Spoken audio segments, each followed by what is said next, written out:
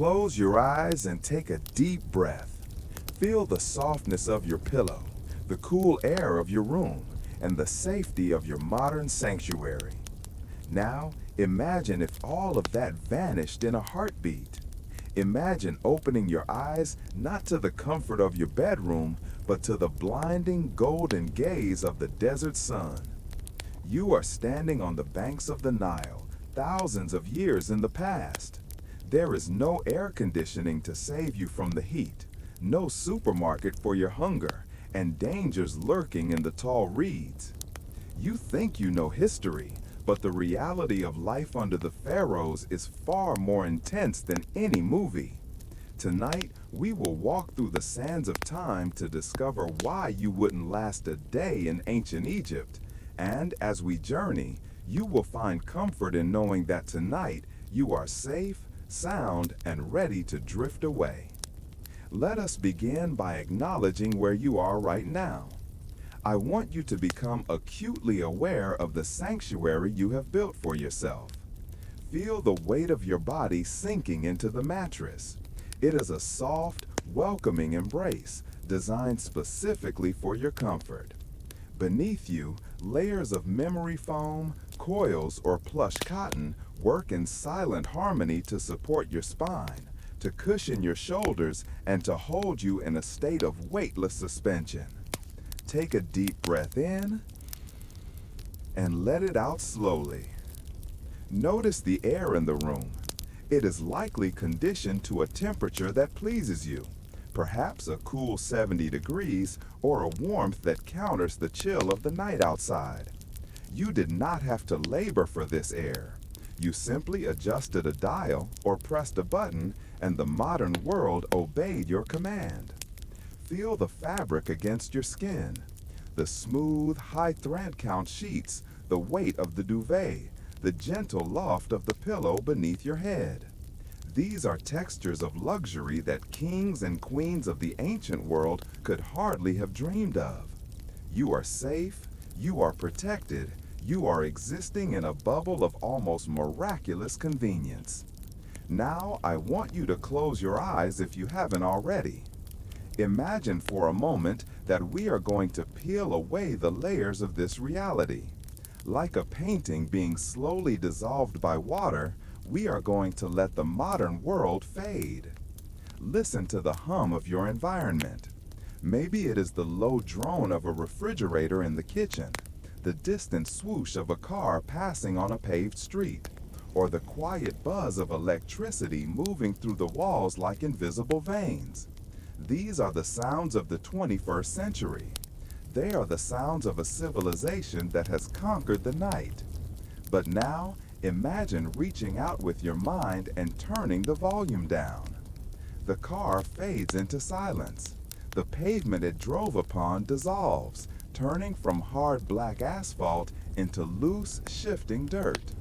The electricity in the walls stops flowing. The gentle hum of your home ceases. The lights of the street lamps outside flicker and die, swallowed by a darkness so profound, so thick, that it feels like a heavy blanket draped over the earth. The structure of your house begins to change. The drywall, smooth and painted, turns to rough, sun-baked mud brick. The glass in your windows, that invisible shield that keeps the wind and bugs at bay, simply vanishes. There is no glass here. There is only an open square cut into a thick wall, letting in the unfiltered air of a world much older and much wilder than our own. You are drifting back through the decades, back through the centuries. You are floating comfortably through the mist of time, leaving behind the safety of the modern era. Think of the water that sits on your nightstand, clear, clean, purified. If you are thirsty, you would reach for it without a second thought. But where we are going, water is not a guarantee. It is a god. It is a giver of life and a taker of it. In the world we are approaching, you cannot simply turn a tap to summon a stream of crystal clear hydration. You must walk for it. You must carry it in heavy clay jars. You must filter it through cloth to remove the silt of the river. Let that realization settle in your mind, not as a source of stress, but as a reason to feel profound gratitude for the bed you lie in now. As we drift further back, approaching the mark of 3,000 years ago, the very concept of comfort begins to warp. In your modern life, discomfort is an anomaly. If you have a headache, you take a pill. If you are hot, you turn on a fan. If you are hungry, you open a cupboard filled with food from every corner of the globe. But in ancient Egypt, discomfort was the baseline of existence. Imagine your body, currently so soft and relaxed, transported to the banks of the Nile. The first thing you would notice is not the pyramids, nor the gold, but the exposure, the sheer, unadulterated exposure to the elements. There is no sunscreen to protect your pale modern skin from the relentless gaze of the sun god, Ra. There are no sunglasses to shield your eyes from the blinding glare bouncing off the endless domes. There is no silence. We often think of the desert as quiet, but the ancient world was loud with the sounds of life and labor. Without the roar of engines, the air would carry the sounds of human struggle for miles. The grinding of stone against stone, the braying of donkeys, the rhythmic chanting of workers hauling massive blocks of limestone. And yet, tonight, you are merely a ghost visiting this place. You are safe in your bed, looking through a window in time. As the modern world completely fades away, you find yourself standing on the threshold of history. The air here smells different. It lacks the metallic tang of pollution. Instead, it is heavy with the scent of dry earth, the sweet rot of the river marshes, the smoke of wood fires, and the faint, spicy aroma of burning incense. You realize, standing here in the mental landscape of antiquity, just how soft you have become. And that is a beautiful thing. It means you are the beneficiary of thousands of years of human struggle.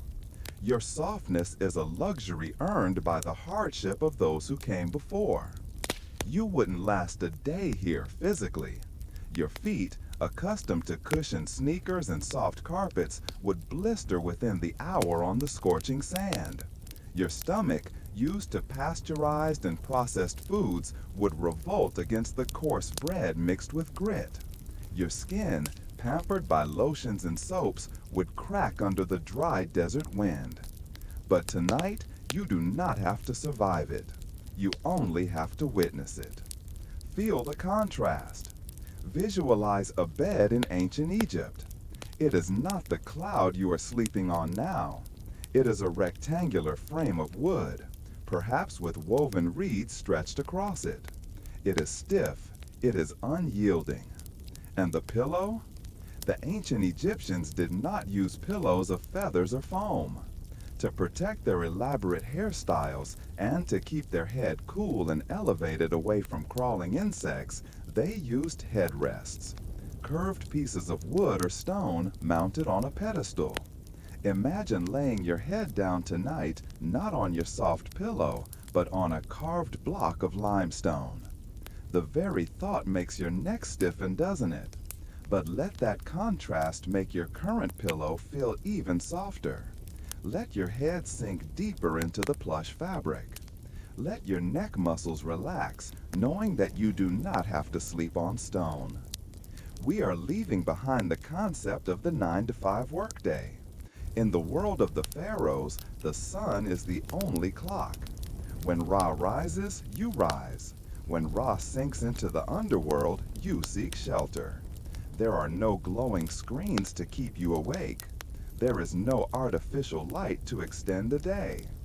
This is the vanishing of the modern world. It is the stripping away of the noise, the notifications, the electricity, and the infinite choices. We are returning to a time of raw necessity, a time when survival was the only goal for the day. As you drift deeper into this relaxation, imagine the map of the modern world dissolving. the borders of countries erase themselves. The cities of New York, London, and Tokyo crumble into dust and blow away. The Atlantic Ocean widens. The world shrinks down to a ribbon of green life cutting through a vast golden wasteland, the Nile. You are no longer a citizen of the 21st century. You are a traveler, unmoored from time. The darkness of your room is now the darkness of the ancient desert night. The silence of your house is the silence of a tomb waiting to be sealed. But you are not afraid. You are simply observing. You are wrapped in the invisible cloak of the future, watching the past unfold. The transition is complete. The comforts of the modern world have vanished from your vision, leaving you standing in the warm, dry air of 1500 BC. You can feel the heat radiating from the ground, even though the sun has set. You can hear the distant lap of water against the riverbank.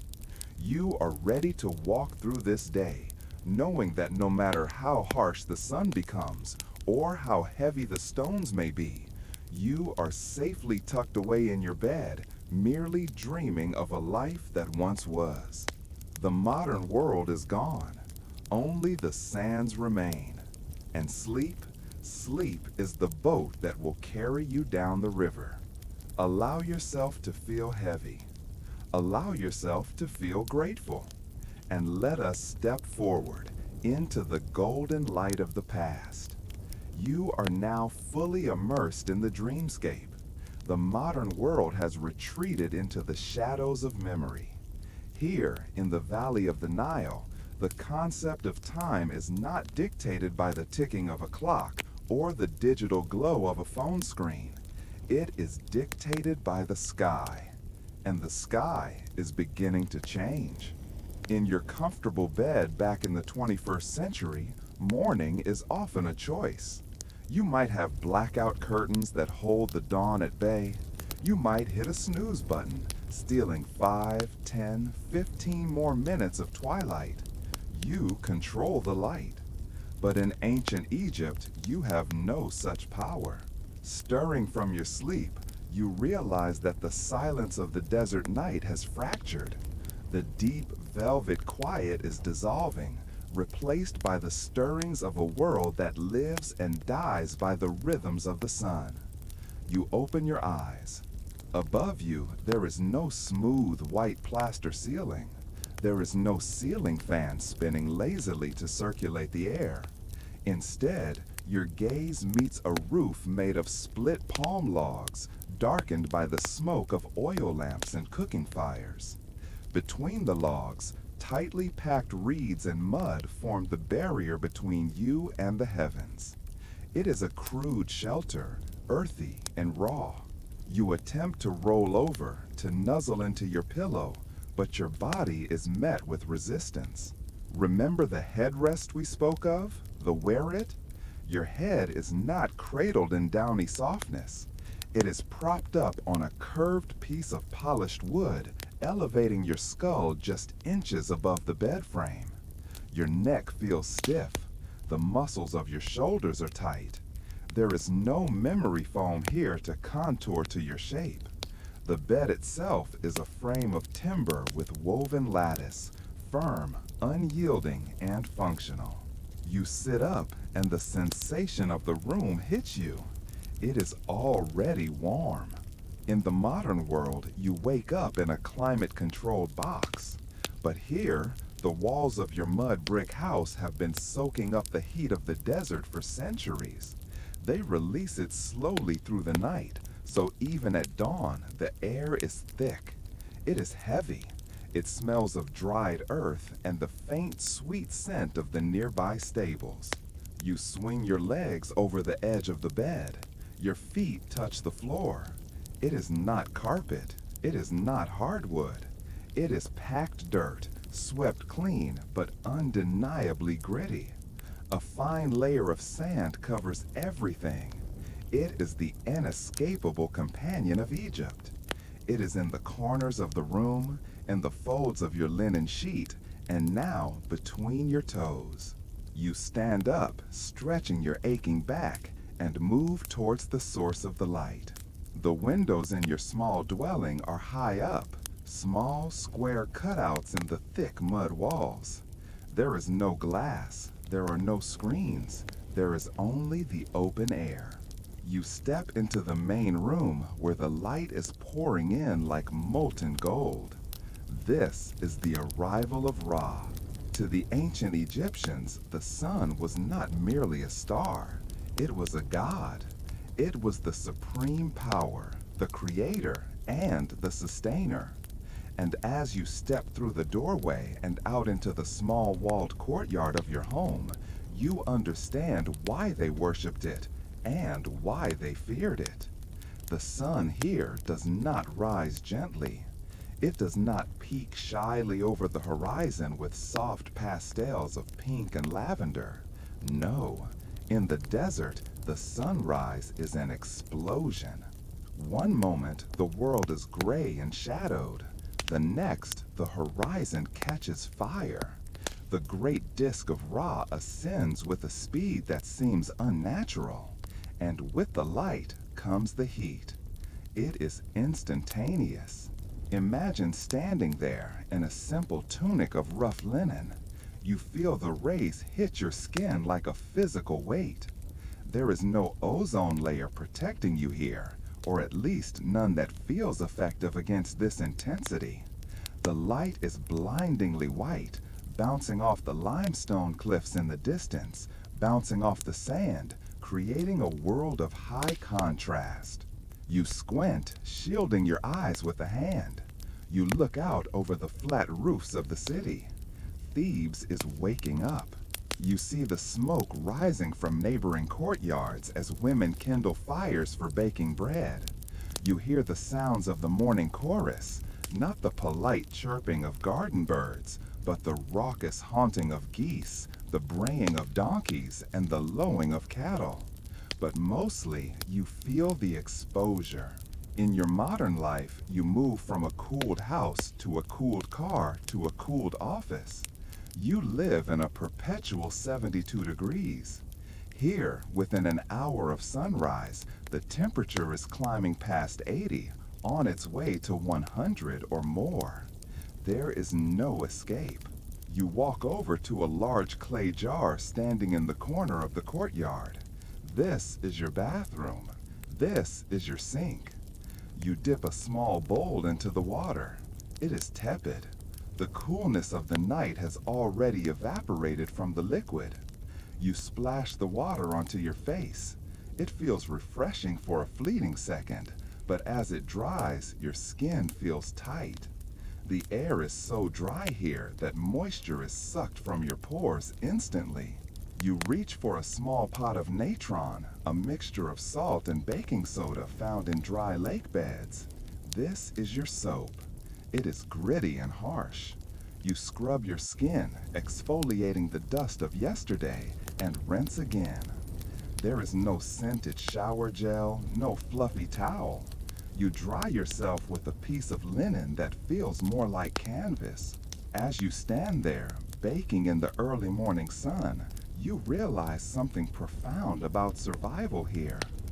You wouldn't last a day because your body has forgotten how to regulate itself in this extreme.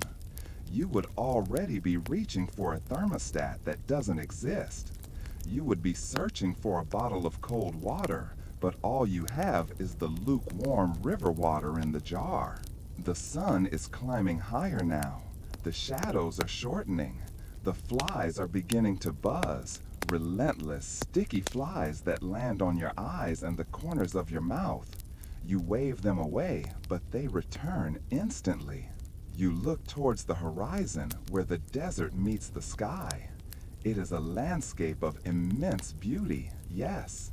The colors are vivid, the ochre of the sand, the deep lapis lazuli of the sky, the vibrant green of the palm trees along the river. But it is a beauty that demands respect. It is a landscape that wants to dry you out, to turn you into dust like everything else. You feel a bead of sweat trickle down your back. The linen of your tunic begins to stick to your skin, and the day has only just begun. The modern concept of a slow morning with coffee and a newspaper is impossible here. The morning is a race against the heat. You must get your water, get your food, and get to your labor before Ra reaches his zenith, where his gaze becomes unbearable. But pause for a moment. Take a step back from this harsh reality. Feel the transition again. Feel the mattress beneath you in your current time. While the ancient Egyptian you is squinting against the blinding glare, the real you is in the dark. While the ancient you is feeling the sweat prickle on your skin, the real you is cool. While the ancient you is dreading the hard labor of the day, the real you has nothing to do but rest. Let the image of the burning sun fade slightly. Let it become a warm glow, comfortable and distant, like a fireplace seen from across a room. You are witnessing the unforgiving nature of the ancient world, but you are not subject to it. You are safe in your sanctuary. However, the story must continue. The sun has risen, and with it, the city has come to life. The heat is driving you out of your home, towards the only source of relief, the only source of life in this endless sea of sand. You turn your gaze toward the river, the Nile. It glimmers in the distance, a ribbon of silver and blue. It calls to you. It promises coolness. It promises food. But as we will soon see, the river is not just a source of comfort. It is a world of its own, filled with beasts and currents that care nothing for human frailty. The sun beats down on your shoulders. The dust swirls around your ankles. You take a deep breath of the hot, dried air and prepare to leave the shelter of your courtyard. The day in ancient Egypt has officially begun, and you are already tired. Let your limbs feel heavy with that phantom fatigue. Let your eyelids droop as if shielding against the glare. You are safe. You are comfortable. You are merely a traveler in the sun. Leave the heat of the courtyard behind. In your mind's eye, you are walking away from the clustered mud brick houses of the city. The dust of the streets, fine and powdery, puffs up around your sandals with every step. But as you walk, the air begins to change. The relentless dryness of the desert starts to give way to something heavier, something more humid. You can smell it before you see it. It is the scent of wet earth, of decaying vegetation, of life in its most rampant, uncontrolled form. You push through a dense thicket of tall papyrus reeds. They tower over you, 10 feet high, their feathery green heads swaying in the breeze. The stalks brush against your arms, smooth and cool. And then the world opens up. You are standing on the banks of the Nile. Take a moment to absorb the sheer magnitude of this river. To the ancient Egyptians, this was not just a body of water. It was the artery of the world. It was the mirror of the Milky Way. It was Iteru, simply the river. From where you stand, the water stretches out wide and powerful. It is not the clear, chlorinated blue of a swimming pool. It is a deep, rich brown, churning with the silt of Africa. It carries the soil of the Ethiopian highlands, bringing the gift of fertility to the desert. Visually, it is stunning. The contrast is shocking to your eyes. Behind you lies the red land, the endless, burning sands of the Sahara. But here, before you, is the black land, the Kemet. The soil under your feet is dark, moist, and incredibly rich. Palm trees lean precariously over the water, their fronds casting dappled shadows on the bank. White ibises pick their way delicately through the shallows on spindly legs.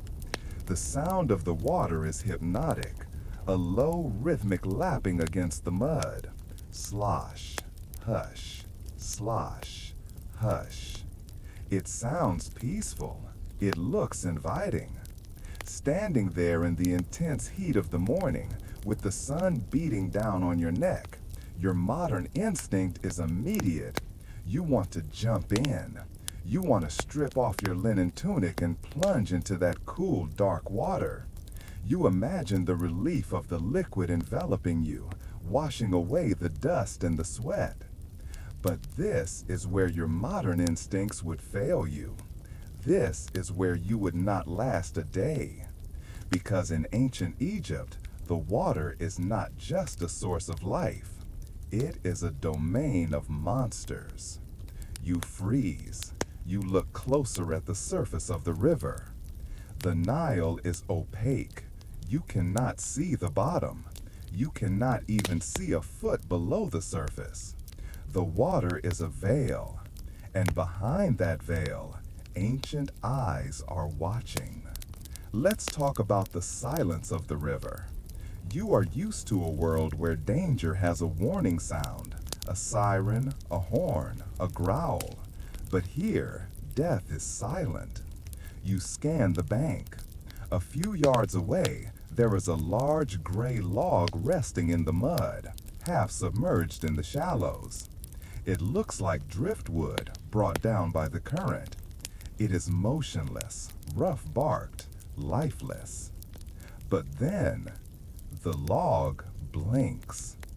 A chill runs down your spine that has nothing to do with the temperature. It is a Nile crocodile, a creature that has remained virtually unchanged since the time of the dinosaurs. It is the living embodiment of the god Sobek, powerful, ruthless, and terrifyingly fast. In the modern world, you see these creatures in zoos, behind thick glass, or on television screens. They seem sluggish, lazy even. But here, on the bank, you realize the truth. That stillness is not laziness. It is a weapon. The crocodile waits. It can slow its heart rate. It can hold its breath for an hour. It merges perfectly with the mud and the water. If you were an ancient villager coming to fill your jar, or a fisherman wading out to cast a net, you might not see it until the water exploded. The speed of the attack is faster than a human thought.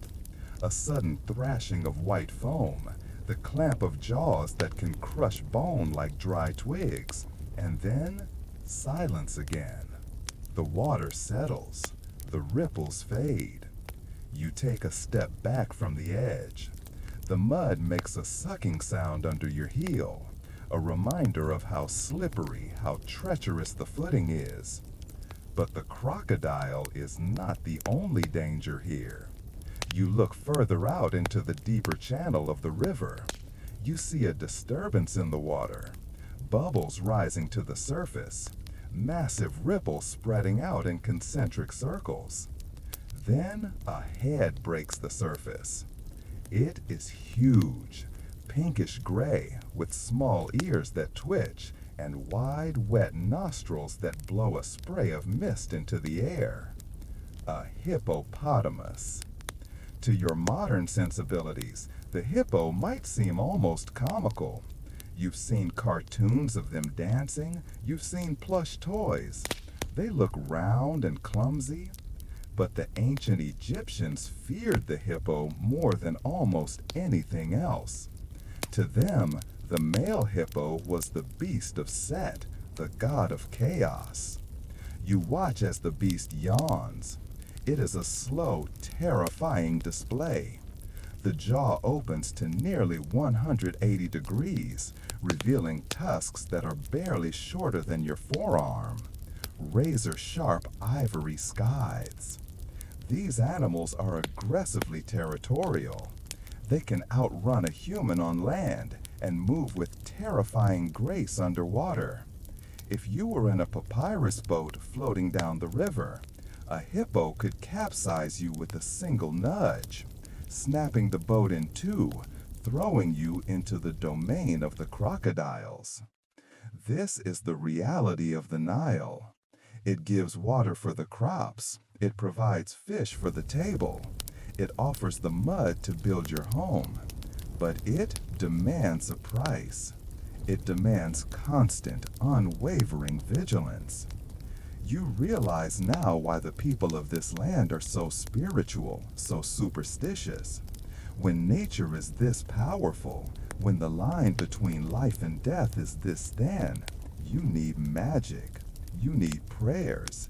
You need amulets to wear around your neck to ward off the jaws of the beast.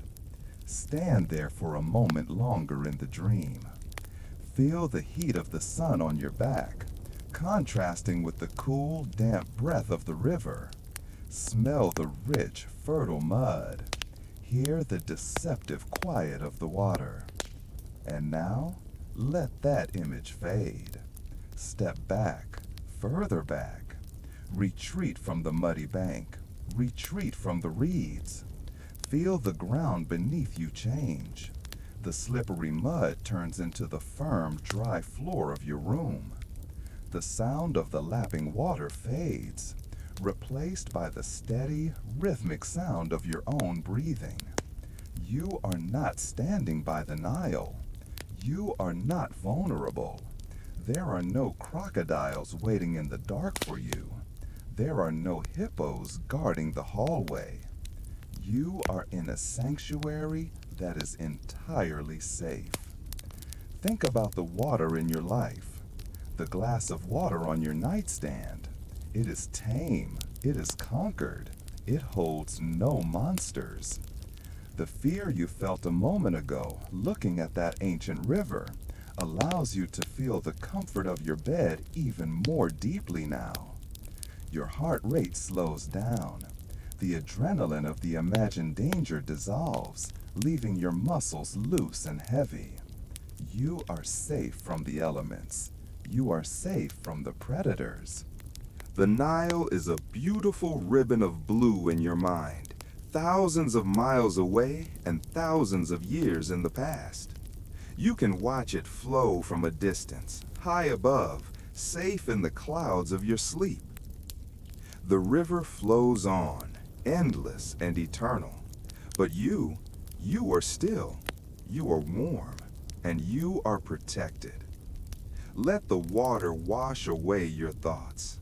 Let the current carry your worries downstream. The river is the lifeblood of Egypt, but sleep is the lifeblood of your soul. And now it is time to drink from that well of rest. You have survived the morning. You have witnessed the blinding sunrise and stood on the banks of the treacherous Nile. Now, as the sun climbs higher toward its zenith, hanging like a white-hot disk in the center of the sky, your body sends you a new signal: hunger. It is a primal feeling, one that transcends time. But in the modern world, hunger is easily solved. You walk to a pantry. You open a refrigerator. You unwrap a sandwich made of bread so soft it feels like a sponge. But here, in the shadow of the pharaohs, hunger leads you to a very different experience. Follow the scent. Drifting through the dry, dusty air is a smell that is universally welcoming. It is the aroma of baking bread. No matter where you are in human history, the smell of yeast and toasted grain triggers a sense of safety. It draws you away from the river, back toward the small clusters of mud brick homes. You enter a shaded area, a communal kitchen perhaps, or the small courtyard of a family home. The air here is thick with smoke and ash. You see women crouching on the ground, their knees dusty, their hands working with a rhythmic, hypnotic motion. Grind and pull, grind and pull. They are making the flour for the day's meal. Watch closely. They are taking handfuls of emmer wheat, an ancient hardy grain, and placing it onto a large saddle-shaped stone. Then, taking a smaller stone in their hands, they rub it back and forth, crushing the kernels into powder. There is a meditative quality to the sound, the low rumble of stone against stone. It is a sound that has echoed through this valley for millennia. But look closer. As the wind blows, that ever-present hot desert wind, it carries with it the desert itself. Fine golden particles of sand swirl through the open air. They settle on the skin of the workers. They settle on the floor. And inevitably, they settle into the flour. And it is not just the wind. The grinding stones themselves are made of sandstone or limestone. As the women work, microscopic pieces of the rock detach, mixing invisibly with the wheat. The dough is mixed with water from the Nile, and perhaps a bit of sourdough starter saved from yesterday. It is shaped into flat, round loaves and slapped onto the hot inner walls of a clay oven or buried in hot ashes to bake. When the bread is handed to you, it is warm. It smells earthy and rich. It feels substantial in your hand, heavy and dense. You take a bite. And this is where the reality of the ancient world crunches against your senses. In your modern life, you expect food to be smooth.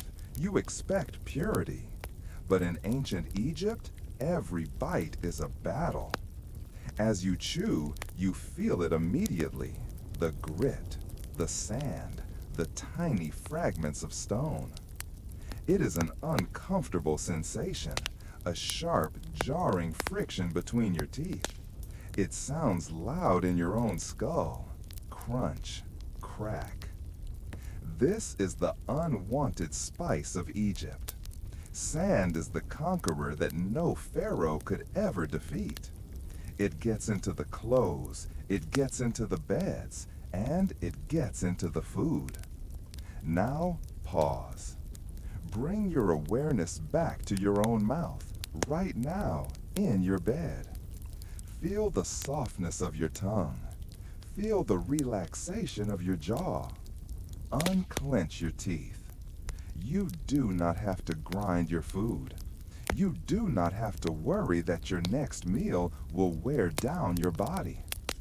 In ancient Egypt, this daily ingestion of sand had a terrible price. If you were to look at the smiles of the people around you, from the poorest laborer to the mighty Pharaoh himself, you would see the toll. Teeth worn down to the nub, enamel stripped away, exposing the sensitive nerves beneath. Abscesses and pain were the constant companions of the people here. There were no dentists. There were no numbing injections. There was only the endurance of pain.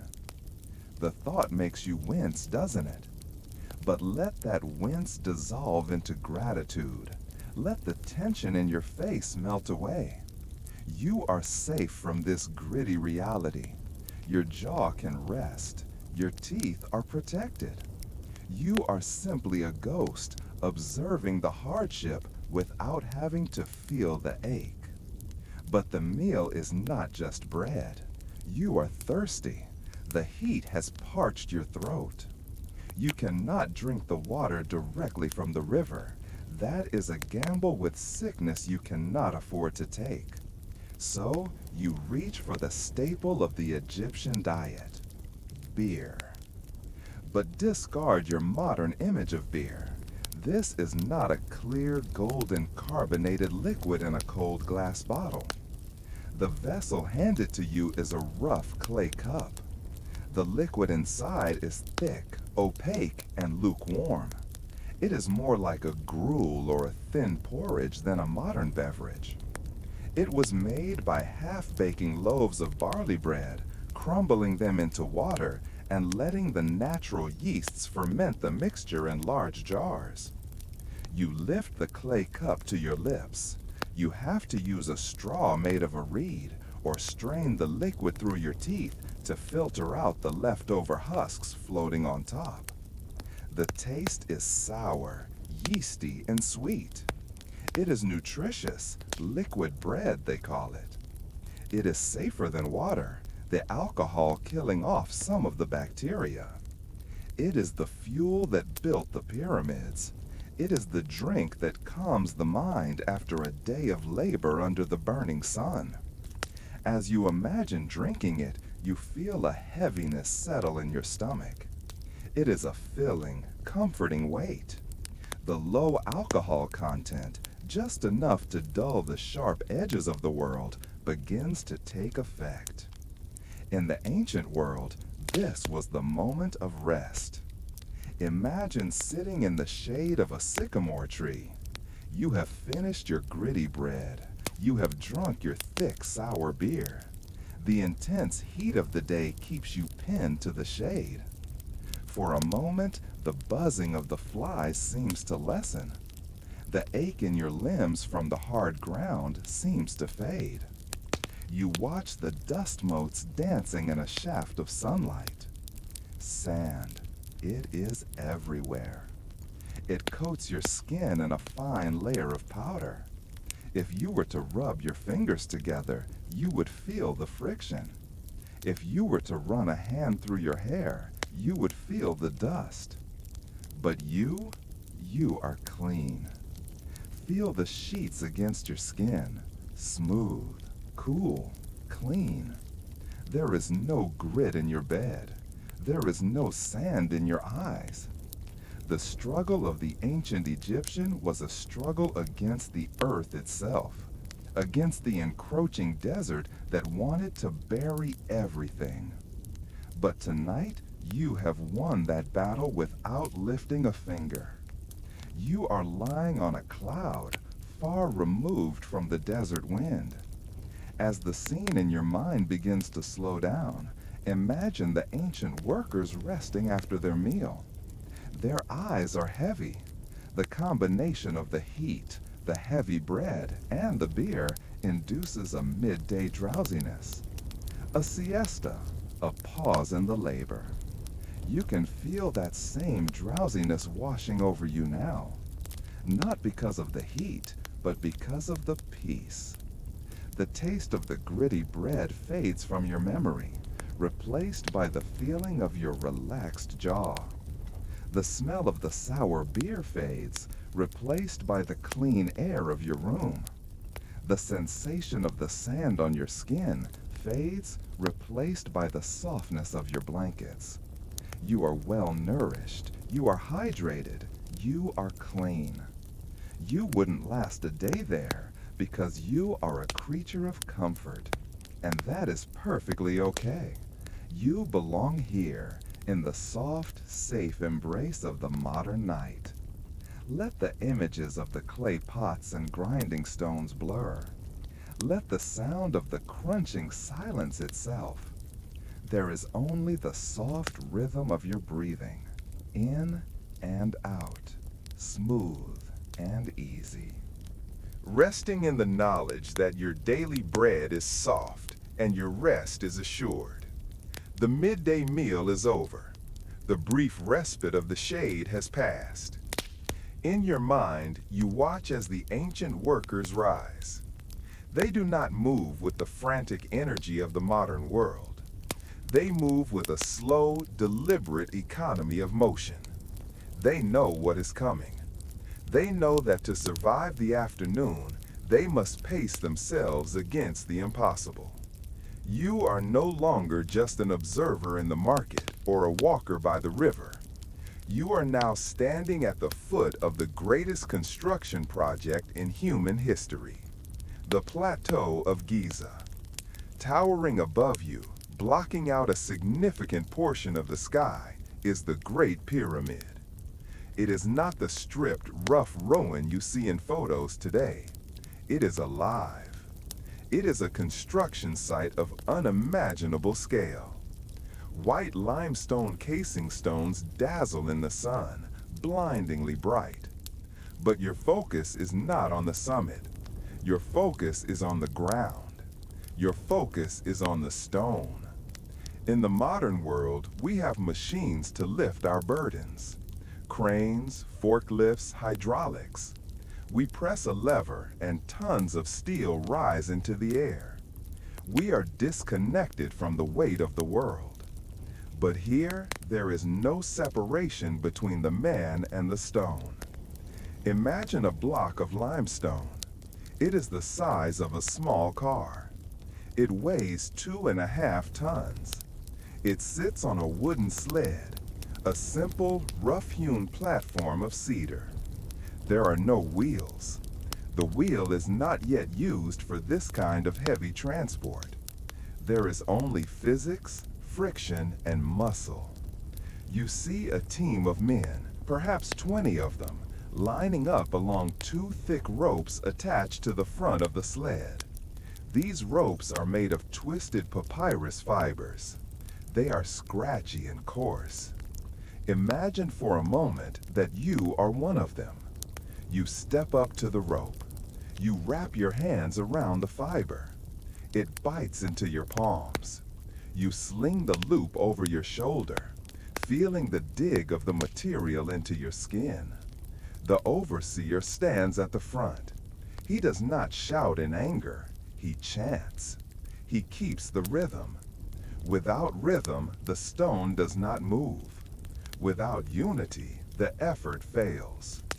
Heave and hold. Heave and hold. Feel the tension in the rope. It pulls taut, vibrating like a plucked, distinct string.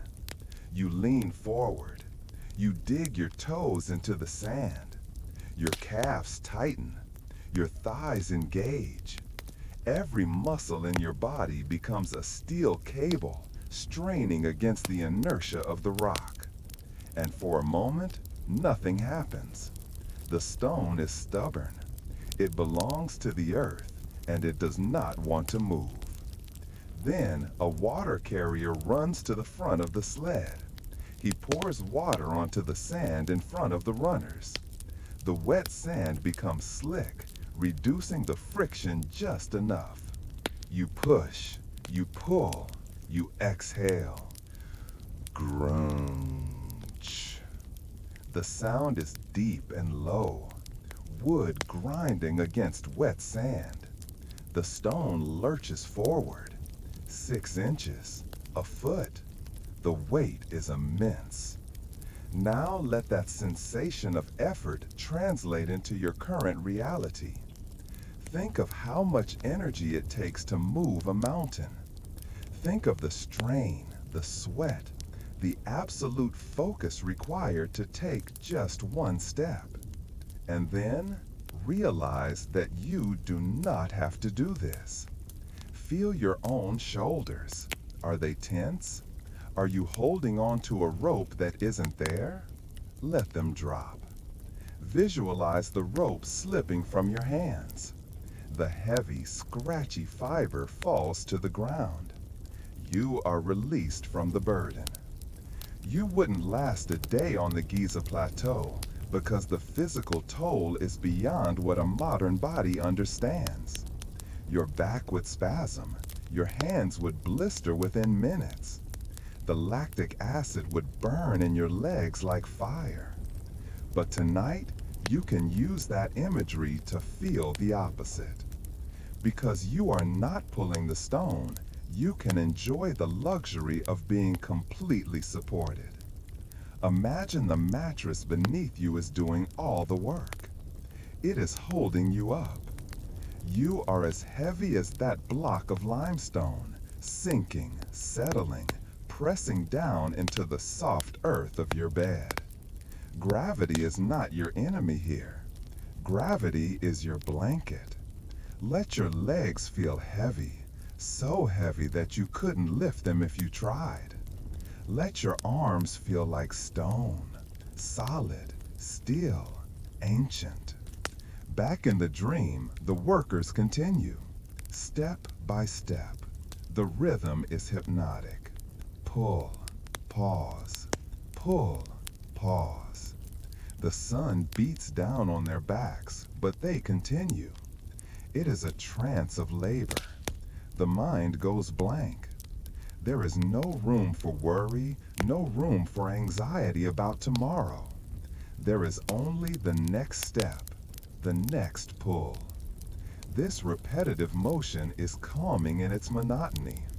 It is a slow, steady drumbeat that slows your own heart. You watch the sled move up the long ramp that wraps around the pyramid. The higher they go, the harder the air seems to get. Dust swirls around their feet. The soundscape is consistent. The heavy breathing of the men, the creaking of the wood, the grinding of the stone.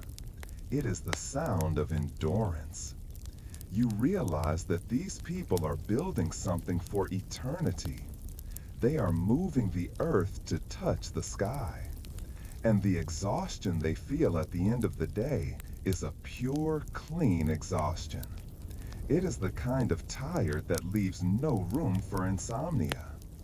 When a builder of the pyramids lays his head down at night, he does not toss and turn. He does not think about his emails or his schedule. He falls into the void of sleep instantly. You can borrow that feeling. Imagine that you have just finished a 12-hour shift hauling stone. Imagine the sheer relief of stopping. The sun begins to dip low in the western sky, turning the white stones to a dusky orange. The overseer calls out the final command. Halt. The ropes go slack. The sled stops. The silence that follows is profound. The buzzing in your muscles begins to fade, replaced by a warm, throbbing numbness. You sit down on the cooling sand. You lean your back against the massive stone you have spent all day moving. It is solid. It is cool now. It supports you completely. This is the feeling you are hunting for, the sensation of absolute surrender to rest. Your body in the bed is mimicking this release. Your neck muscles unlock. Your jaw unhinges. The small muscles around your eyes smooth out. The weight of the stone has been lifted. The task is done. You are not a builder. You are the Pharaoh. You are the one who gets to rest while the world turns around you. Reflect on the contrast again. The ancient builder sleeps on a mat of woven reeds, his body aching, his skin coated in dust, surrounded by the smell of onions and sweat. You sleep on a throne of comfort, clean sheets, soft pillows, the air smelling of lavender or fresh laundry.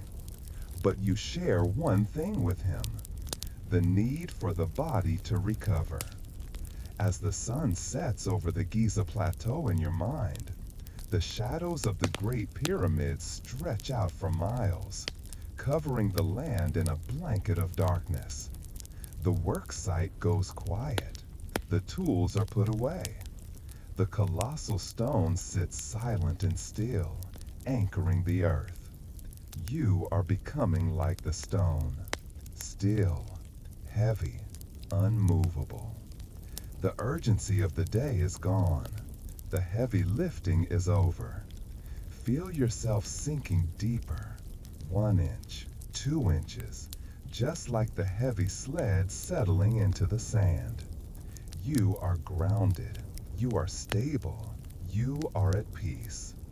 The modern world is light and fast and frantic, but you have found the ancient pace, the pace of geology, the pace of rock. Let the heaviness take over. Let the gravity pull you down into the dark, warm safety of sleep.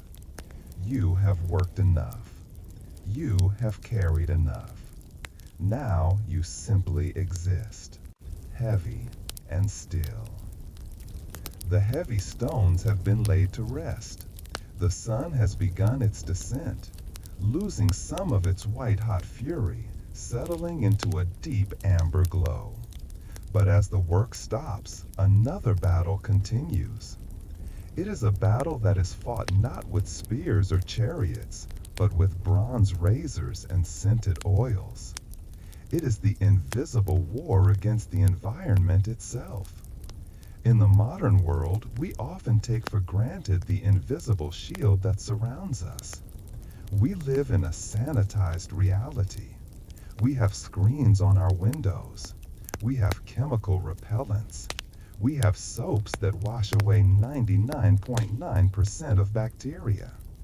But in ancient Egypt, the air was alive. I want you to bring your attention to your own skin right now. Feel the surface of your arms, your face, your legs. Notice how calm your skin feels. It is cool, it is dry, it is undisturbed. In the ancient world, stillness was a luxury that the skin rarely knew. Let us return to the banks of the Nile. As the wind dies down in the late afternoon, the air begins to hum. It is a low vibrational frequency. Flies. Not the occasional housefly that might annoy you in your kitchen, but clouds of them.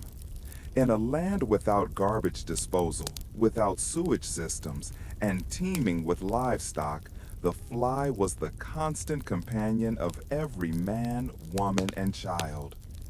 Imagine standing still, trying to have a conversation, or trying to rest. You feel the tiny, ticklish landing of legs on your cheek. You brush it away.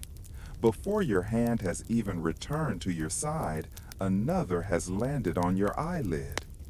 The flies of Egypt are relentless. They seek moisture. They are drawn to the eyes, the nose, the corners of the mouth. To be an ancient Egyptian was to be in a state of constant low-level motion, a perpetual swatting, a perpetual waving of the hand, or a fly whisk made of horsehair. But you can lie perfectly still. There is nothing buzzing in your room. There is nothing landing on your face. You can surrender to absolute immobility. The air around you is empty and clean. But the flies were merely an annoyance. The true enemy was smaller.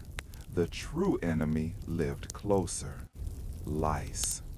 It is an unpleasant thought, but we must visit it to understand the extreme measures the ancients took and to appreciate the luxury of your own clean hair.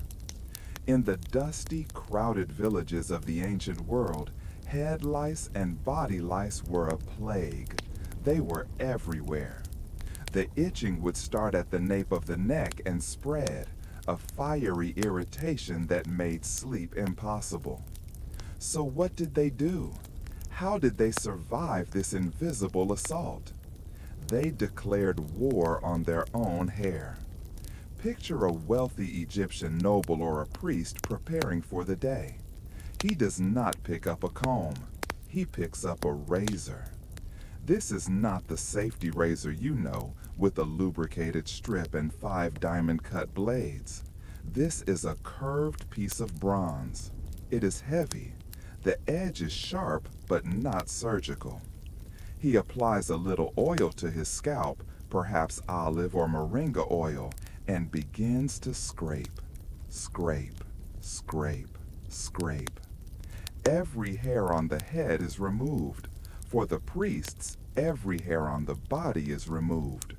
Eyelashes and eyebrows are often spared, but everything else goes. They chose the stark vulnerability of baldness over the torment of the parasite. Imagine the sensation of the hot desert wind hitting a freshly shaved scalp. It is cooling, yes. It is clean, yes, but it is also exposed. The sun burns the skin quickly. So they created a barrier. They created the wig. You have seen them in statues and paintings, those thick geometric hairstyles. But those were not natural hair. They were elaborate constructions of human hair, sheep's wool, or vegetable fibers stiffened with beeswax and resin. Imagine the paradox. To stay cool and clean, you shave your head. But to protect your head from the sun and to maintain your social status, you place a heavy, thick wig back onto your skull. It is a golden cage of fashion. Underneath that wig, the sweat collects, the heat is trapped. The scalp itches not from lice, but from the heat and the weight of the wool. Now feel the top of your own head. Feel the lightness. Whether you have hair or not, your scalp is breathing. It is not trapped under layers of wool and wax. It is resting against a soft pillowcase, cool and airy. The invisible war extended to the eyes as well. You know the look of ancient Egypt, the striking black lines drawn around the eyes. We see it today as makeup, as an aesthetic choice, but in the beginning, it was armor. The substance was coal, made from ground galena, lead sulfide. Imagine the ritual, the crushing of the black mineral into a fine powder, mixing it with a little animal fat to create a paste. You take a small stick, a coal stick, and you drag the thick black paste along your waterline. It feels heavy on the eyelid. It shielded the eyes from the blinding glare of the sun, acting like ancient football players' eye black. It also had antiseptic properties, protecting the eyes from the infections carried by the flies. But it was another layer, another substance on the skin, another barrier between the person and the world. And then there was the scent. In a world without running showers, where the heat makes you sweat within minutes of waking, how do you manage the smell of humanity? You mask it. The Egyptians were masters of perfume, but not in the way we use sprays. They used cones of scented fat. Picture a dinner party in Thebes. You are wearing your heavy wig. On top of the wig, the servants place a small cone of solid ox tallow infused with myrrh, cinnamon, and lilies. As the evening goes on and the heat of the room rises, the cone begins to melt. Warm, perfumed oil drips slowly down through the curls of your wig. It runs down your neck. It coats your shoulders. It smells divine, a heavy, spicy floral scent that masks the odor of sweat. But imagine the sensation, the sticky, oily feeling of warm fat trickling down your skin. It catches the dust. It catches the sand. By the end of the night, you are a sticky, sweet-smelling statue coated in oil and grit. Now take a deep breath of the air in your room. It is fresh. It is light.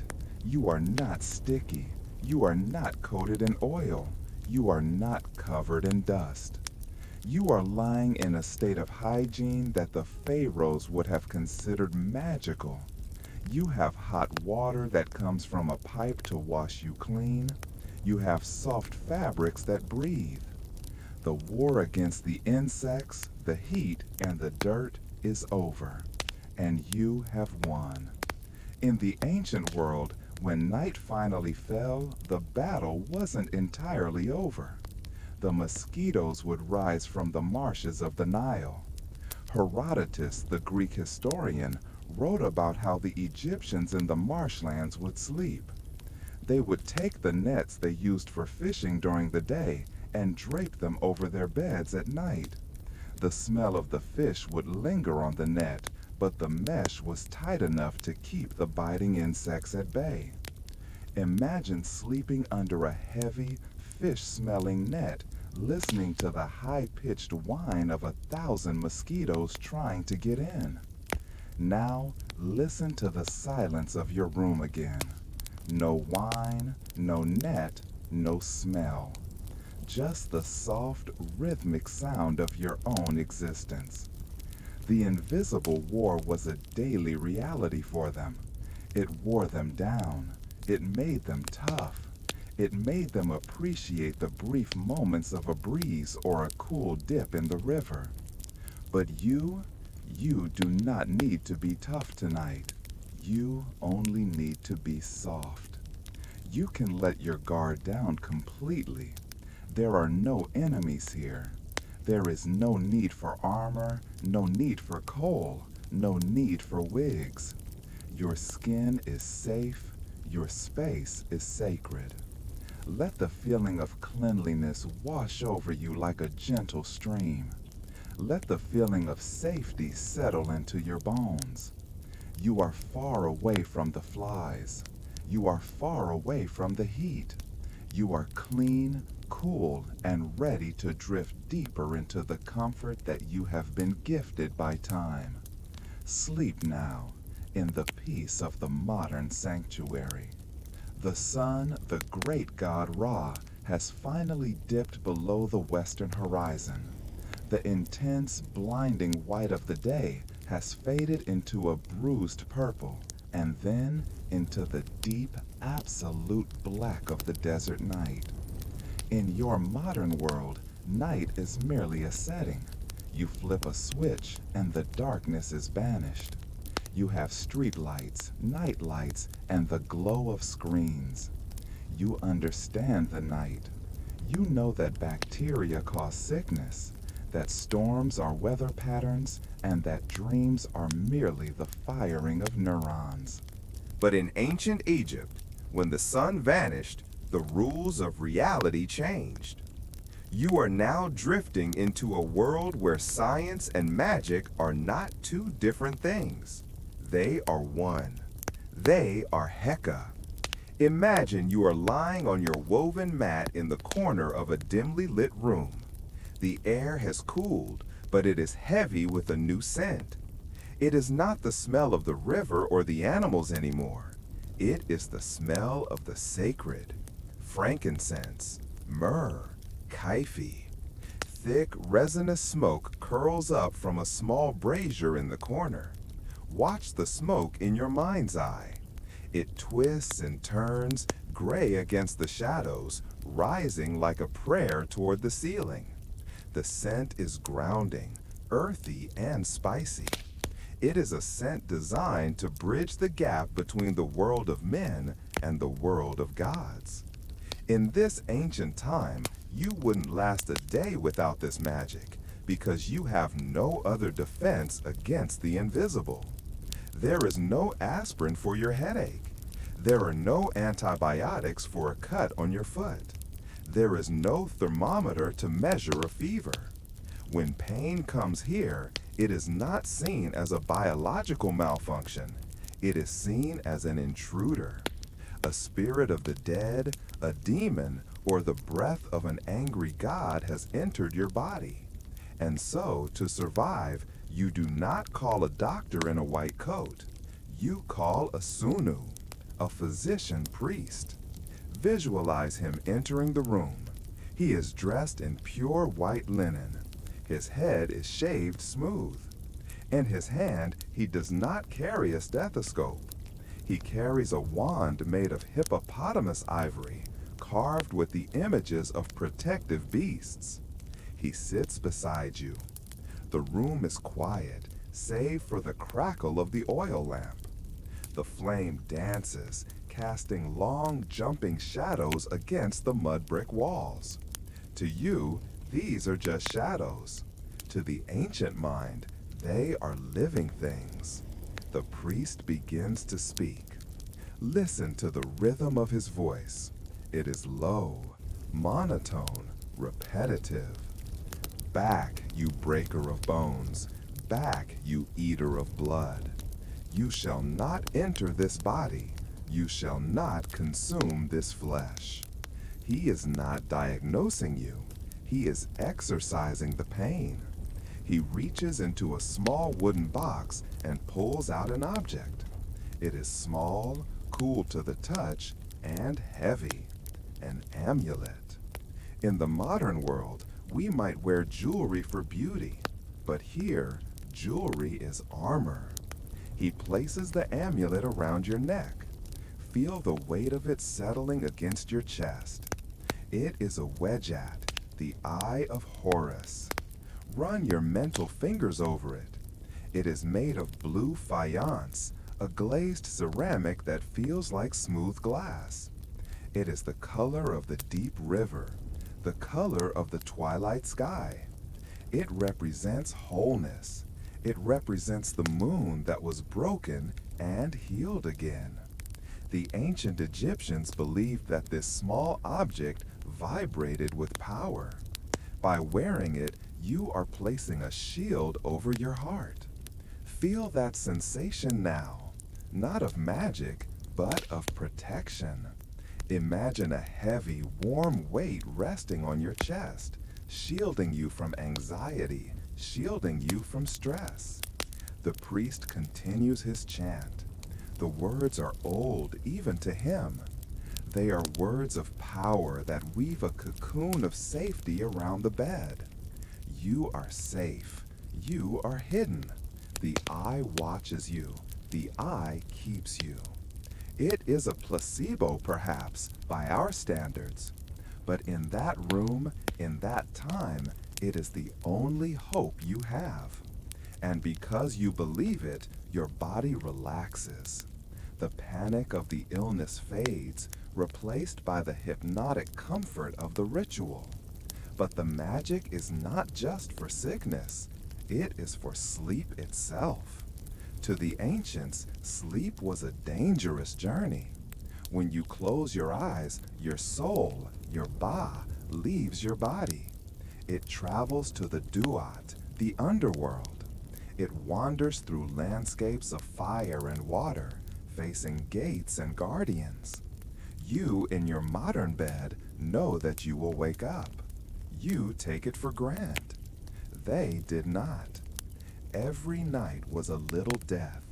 Every morning was a rebirth. So, look around the room in your mind. It is filled with magical sentinels. At the foot of the bed, there is a small statue of Bes. He is a dwarf god, bearded and grinning, sticking out his tongue. He looks fierce, but he is the protector of the household. He scares away the nightmares. He watches the door so you don't have to. Under the headrest, there is another amulet, a tayet, the nut of Isis, made of red jasper, cold and smooth like a polished stone. It invokes the blood of the mother goddess, wrapping you in her embrace.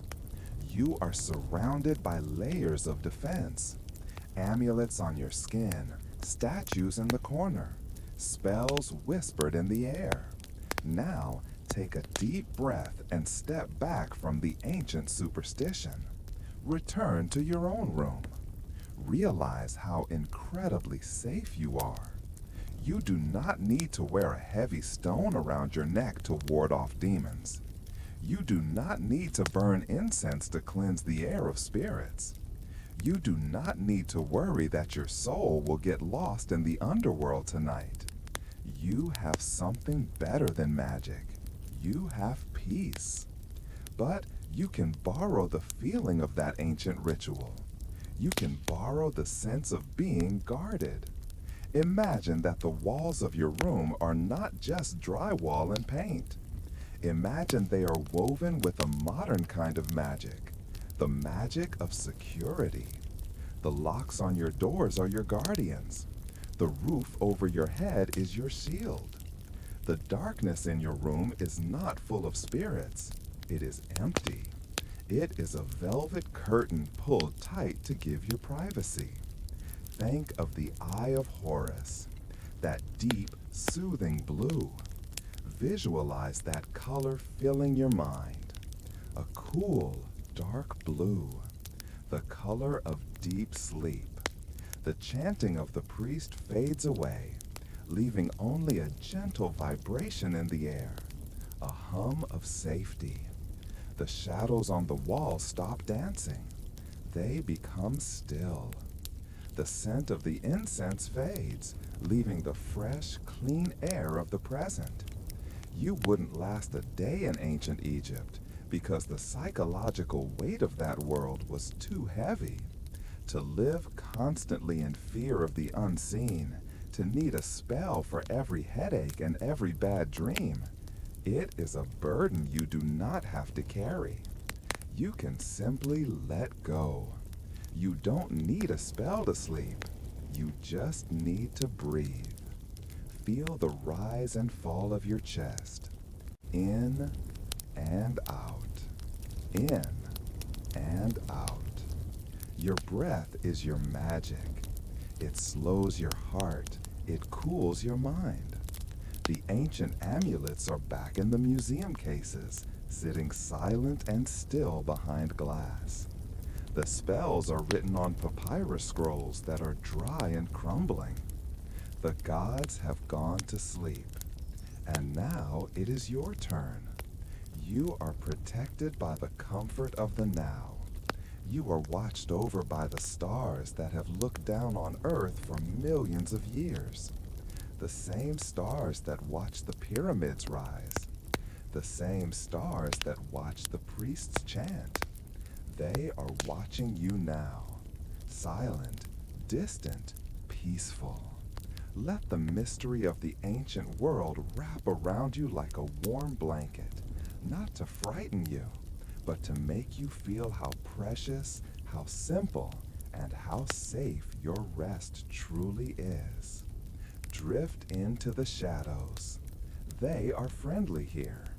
Let us leave the smoky huts of the workers.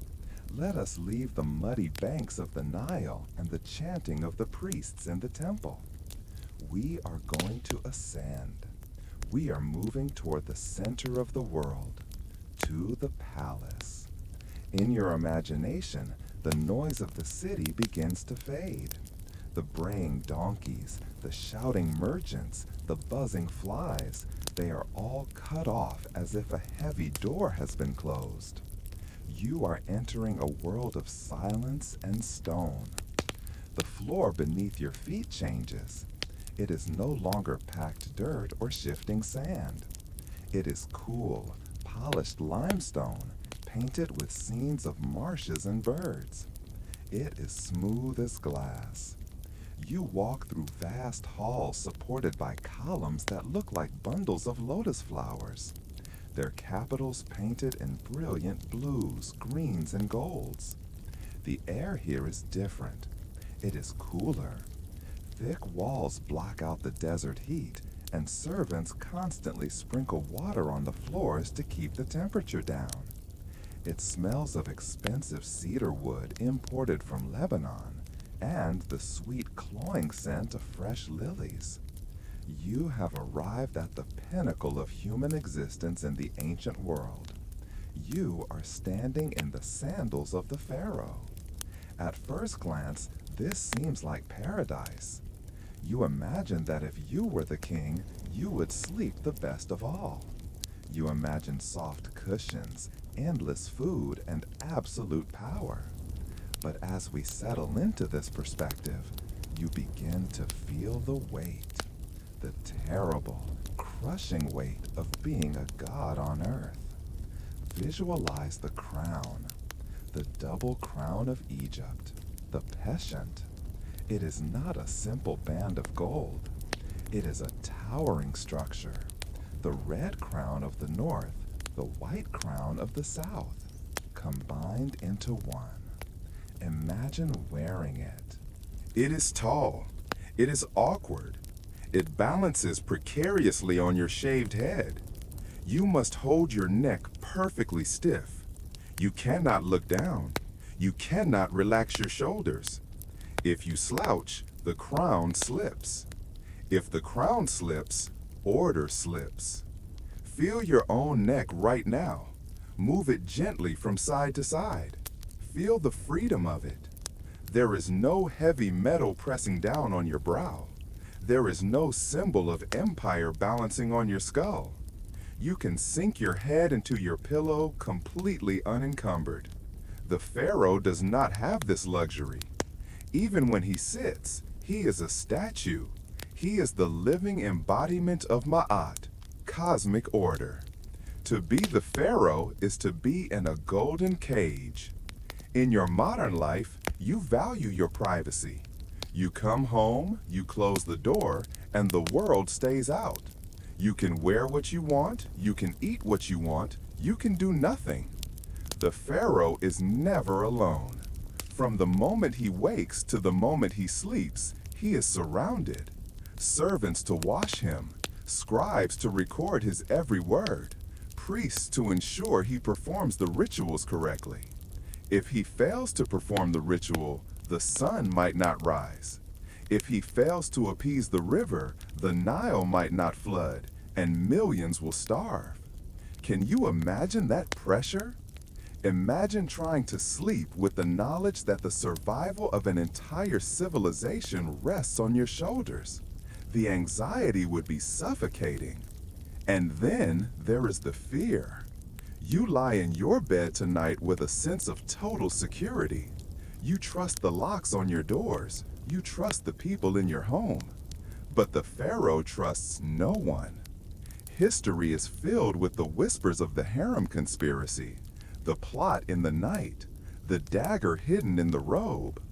The Pharaoh sits down to a dinner of roasted duck, figs, and wine, a feast fit for a king. But he cannot simply eat. He must wait. A food taster steps forward. The servant takes a bite of the duck. He sips the wine. And then the Pharaoh waits. He watches the servant's face. He watches for the signs of poison. Only when he is sure the meal will not kill him does he eat. Every meal is a gamble. Every cup is a question. Think about your last meal. You ate it without a second thought. You didn't scan the room for assassins. You didn't wait to see if someone else collapsed before you took a bite. That peace of mind is a luxury that all the gold in Egypt could not buy. As you lie here, safe in the anonymity of the modern world, feel a wave of gratitude for your freedom. You are not a god, and that is a beautiful thing. You are not responsible for the rising of the sun. The sun will rise without you. You are not responsible for the flow of the river. Gravity will do the work. You are free to simply be. Now imagine the Pharaoh retiring for the night. He enters his royal bedchamber. It is opulent. The bed is covered in sheets of the finest linen, so sheer they are almost transparent. The legs of the bed are carved in the shape of lion paws. But the room is not empty. Guards stand outside the door. Fan bearers stand in the corners, moving large ostrich feather fans back and forth. Swish, swish, swish. The sound is rhythmic. It is meant to be soothing, but it is also a reminder you are being watched. The Pharaoh lies down. He rests his head on the ivory headrest. He closes his eyes, but he sleeps with one ear open. He listens for the footstep that doesn't belong. He listens for the whisper of treason. The golden cage is beautiful, but it is cold. The gold reflects the moonlight, creating sharp metallic shadows. The stone walls hold the silence, but it is a lonely silence. A god has no friends. A god has only subjects. As you drift deeper into your own relaxation, let the image of the palace start to distance itself. Step out of the throne room. Step away from the heavy crown. Step away from the watchful eyes of the guards. Leave the Pharaoh to his burden. He must stay awake to guard the world. He must worry about the borders and the harvest and the gods. You can leave him there. You are retreating to a place the Pharaoh would envy. You are retreating to a place of true privacy. Your room is your own. Your thoughts are your own. Your dreams are your own. Feel the softness of your bed. It is softer than the lion paw bed of the king. Feel the safety of your home. It is safer than the stone fortress of Thebes.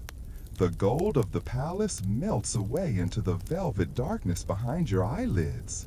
The heavy jewelry is unclasped and falls away. The responsibility is lifted.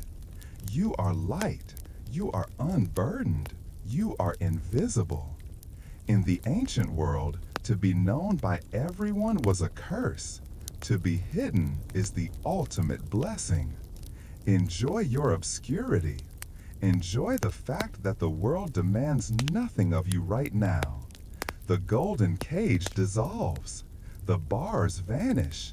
There is only the open, endless freedom of sleep. You are not a king.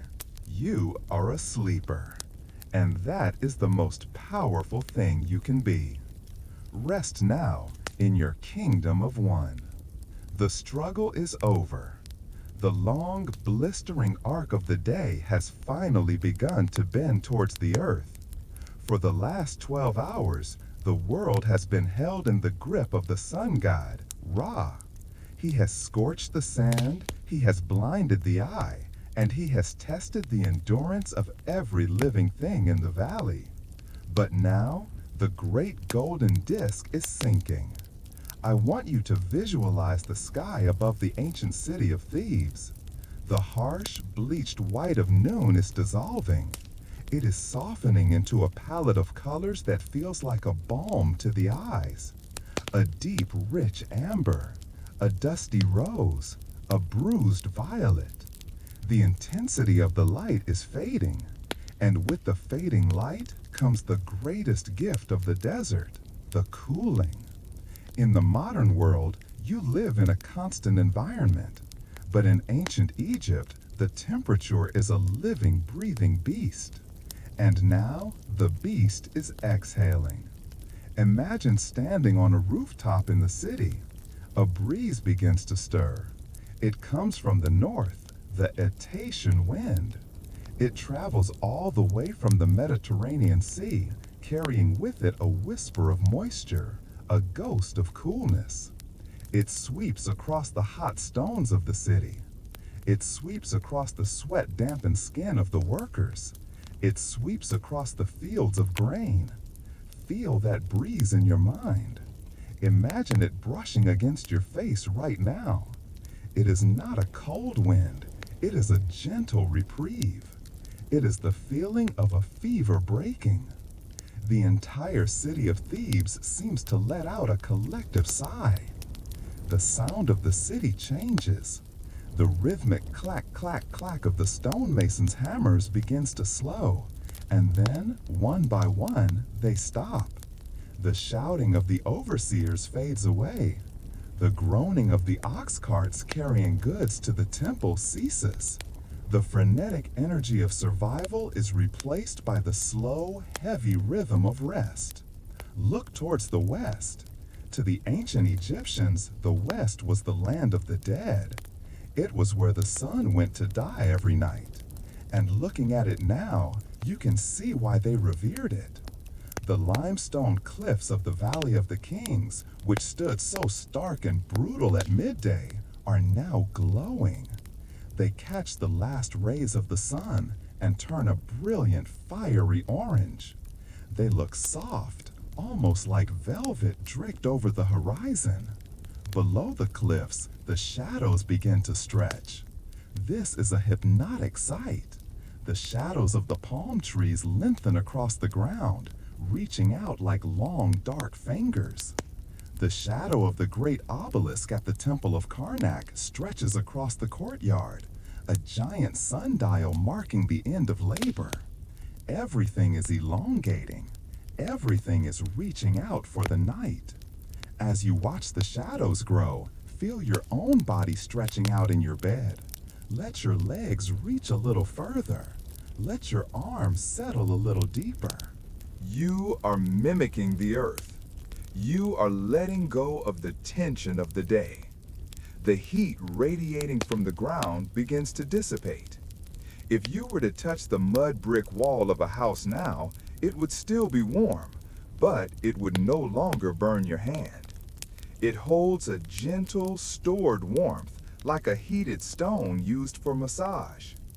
This is the golden hour of antiquity. People are moving slower now. You see fishermen on the Nile pulling in their nets. They are not rushing. They are drifting. Their small reed boats bob gently on the current, silhouettes against the burning water. The river itself has changed color. It is no longer the opaque brown of the morning. It has become a mirror. It reflects the purple sky, the orange cliffs, and the first emerging stars. It looks like a river of liquid copper, heavy and slow. The smell of the air shifts. The dust that hung suspended in the heat begins to settle back down to the earth. The air clears, and rising to meet the cooling air is the smell of evening fires. Thousands of small cooking fires are being lit across the city. The scent of burning wood, of baking bread, and of roasting waterfowl drifts through the streets. It is a homey, comforting smell. It signals safety. It signals that the family is gathering. In the ancient world, if you survived to see the sunset, you had won. You had lasted another day against the elements. You had escaped the crocodile, endured the heat, and finished your labor. This moment of twilight was the reward. Imagine sitting on a woven mat on a flat roof, a cup of cool water in your hand. The air is turning blue, that specific, deep indigo that only happens in the desert just after the sun disappears. You watch the rim of the sun dip below the horizon. Going, going, gone. The god Ra has entered the underworld to fight the serpent of chaos. The day is officially dead. A profound stillness begins to settle over the valley. Now, bring that feeling into your room. The sun has set on your day as well. The work is done. The emails are sent. The chores are finished. You have survived your own version of the scorching sun. You have navigated the traffic, the stress, the noise. And just like the ancient worker in Thebes, you have earned this twilight. Feel the temperature of your skin. It is perfect. You are not fighting the heat. You are wrapped in the climate that you chose. The cooling of the earth is happening in your mind. Imagine your thoughts are like the heat of the day. They were buzzing, bright, and intense. But now, the cool breeze of sleep is blowing them away. One by one, the hot thoughts cool down. They turn into shadows. They stretch out and disappear into the dark. The contrast here is beautiful. In Thebes, the cooling was a desperate necessity. It was the only way to sleep. They would sleep on their roofs hoping for a breeze, listening to the distant howl of jackals. But you are enveloped in luxury. You can watch the ancient sunset from a distance. You can see the beauty of the purple sky and the orange cliffs without feeling the grit in your eyes. You can feel the relief of the city shutting down without having the aches of a stone hauler in your back. The twilight deepens. The orange fades to gray, and the gray fades to black. The lanterns are being lit in the palace and in the humble homes. Small pinpricks of yellow light flickering in the growing darkness. It is a signal. The time for movement is over. The time for stillness has begun. Your body knows this signal. Your eyelids feel heavy, like the sun dipping below the horizon. Your breath mimics the slow, lazy current of the evening Nile. Your heart rate slows, matching the dying rhythm of the city.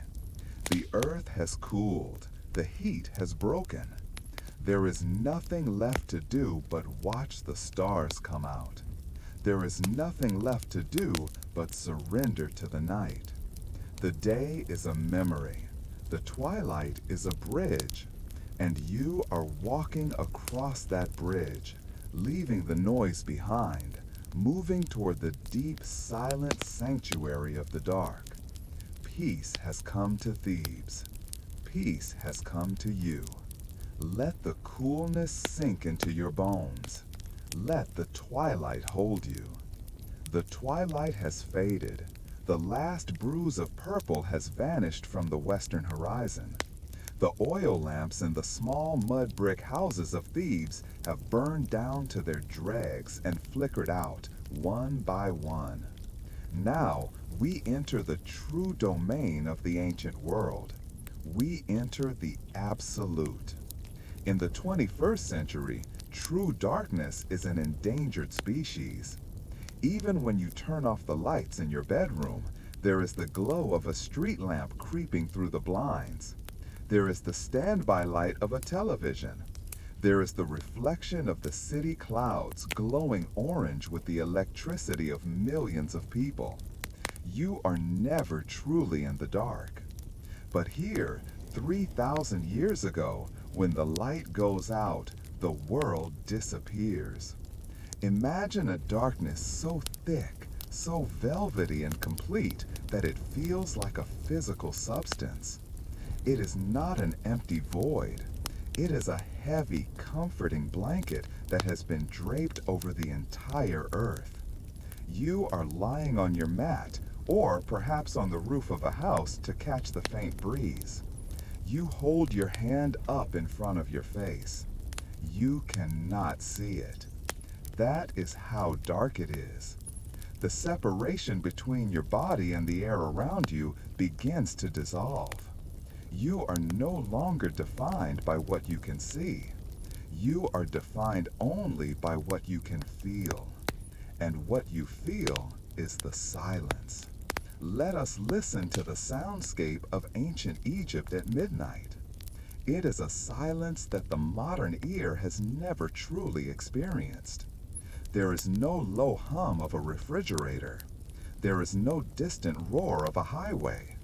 There is no HVA system pushing air through vents. The mechanical noise floor of the world has dropped away. In its place is a stillness so profound that you can hear the blood rushing in your own ears. Swish, swish, swish. It sounds like the ocean. It sounds like life. Occasionally, the silence is broken, but only by the sounds of the earth itself. Far away, towards the desert cliffs, a jackal howls. It is a high, lonely sound that echoes off the canyon walls and fades instantly, swallowed by the vastness of the sand. It does not frighten you. It merely reminds you that nature is awake while men sleep. Closer by, you might hear the rustle of a palm frond, dry and crisp. And from the river, the softest sound of all. The water of the Nile moving against the clay bank. It is a timeless lullaby. But there is something else here, something that dominates the night more than the darkness. Look up. In your modern life, you might see a few dozen stars. Maybe if you go camping, you see a few hundred. But here in the pollution-free skies of antiquity, the heavens are not just a background, they are a crushing, magnificent weight. As you look up in your mind's eye, you gasp. There are not hundreds, there are not thousands, there are millions. The sky is crowded. It is a riot of diamond fire. The stars are so bright, so piercing, that they seem to vibrate with energy. They are not flat points of light. They seem to hang in three-dimensional space, some close enough to touch, others receding into the infinite black. And cutting through the center of it all is the Milky Way. To us, it is a faint smudge. To the ancient Egyptians, it was the celestial Nile. It is a river of light that mirrors the river on earth. It is thick, creamy, and luminous, a pathway for the souls of the gods.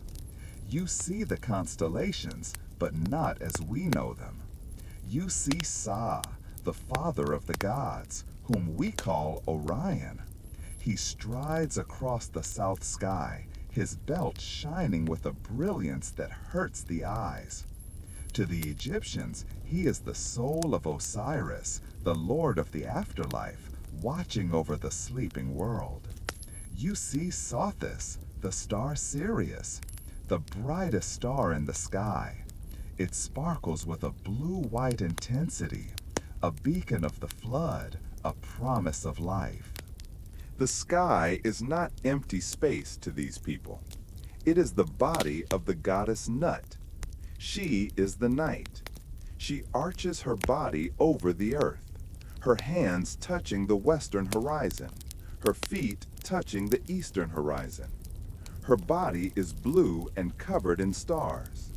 Tonight, you are sleeping in the belly of the goddess. This perspective shifts something in you. Lying there, under that dome of infinite lights, you feel small. But it is not a smallness that makes you feel weak. It is a smallness that sets you free. If the universe is this big, if the stars are this old, then your worries from today are incredibly tiny. The argument you had? Dust in the wind. The deadline you missed? A grain of sand in the desert. The bill you have to pay? A ripple in the water. The ancient night puts everything into perspective. The pharaohs lived and died under these same stars. The pyramids were built to align with them. Empires have risen and fallen, and yet Orion still hunts. The Milky Way still flows. This vastness is a comfort. It means you do not have to carry the weight of the world. The universe is carrying it for you. Now bring your attention back to your own bed. You have the best of both worlds. You have the image of that starry sky in your mind, expanding your sense of peace. But you also have the safety of your home. You are not exposed to the open desert. You are warm. You are secure. But try to bring that quality of ancient silence into your room right now. Imagine that you are turning off the city outside your window. Imagine you are unplugging the world. The cars stop. The lights fade. The internet disconnects. There is just you, the darkness, and the stars. The darkness is not empty. It is heavy with sleep. It is a substance that you can breathe in. Inhale the dark. Exhale the light. Inhale the silence. The desert night is cool now. The sand has lost its heat. The air is crisp and clean, filtered by miles of emptiness. You can feel that coolness settling over your forehead. It soothes the space between your eyes. It relaxes the tension in your temples. In this absolute darkness, your eyes have no work to do. There is nothing to focus on, nothing to analyze. So the eyes can finally rest. They can turn inward. You are drifting on a barge made of reeds, floating down the river of the night. Above you, the stars rotate slowly, a cosmic clock that counts eternity instead of minutes.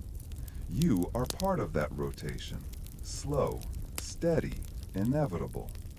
The silence of the desert is deep within you now. It has quieted the chatter of your mind. It has silenced the questions. There is only the breath. There is only the dark. There is only the peace of the ancients, waiting for the sun to rise in 1,000 years. But for now, there is only sleep. Deep, starless, silent sleep. You are safe in the shadow of the pyramids. You are safe in the belly of the night. The physical world has dissolved. The sand, the river, the heat, and the stone have all faded into the background of the night. Now we approach the threshold. In your modern life, you likely view sleep as a biological necessity. It is a pause button, a time to recharge the batteries of the brain. You close your eyes, you drift away, and you hope to wake up refreshed. It is a function of the body. But to the ancient Egyptian, sleep was something far more profound. It was a function of the soul.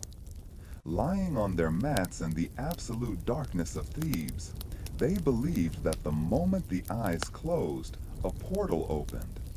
To sleep was not merely to rest, it was to travel. It was to step out of the house of clay and into the house of the spirits. Tonight, I want you to borrow this belief. I want you to visualize sleep not as a lack of consciousness, but as a different kind of consciousness. Imagine the silence of your room again. In the ancient worldview, this silence is not empty, it is waiting. They believed that a human being was made of many parts. There was the ket, the physical body, that lies heavy on the bed. That is the part of you that is tired. That is the part of you that aches from the day. But then there is the Ba. The Ba is the soul. In hieroglyphs, it is depicted as a bird with a human head, your head. Visualize this image. It is not frightening, it is beautiful.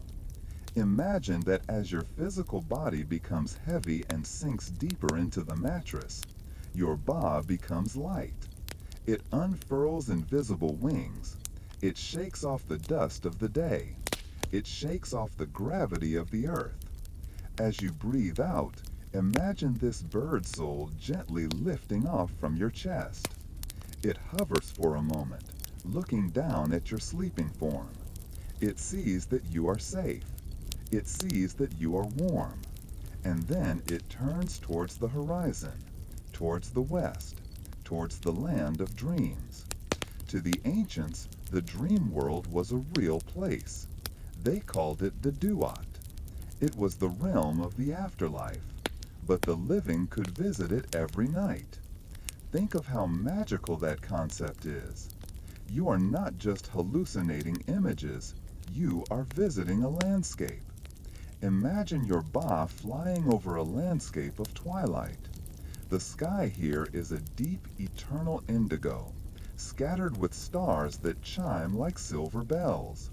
Below, there are fields, the field of reeds, or aru. It is the perfection of the earth.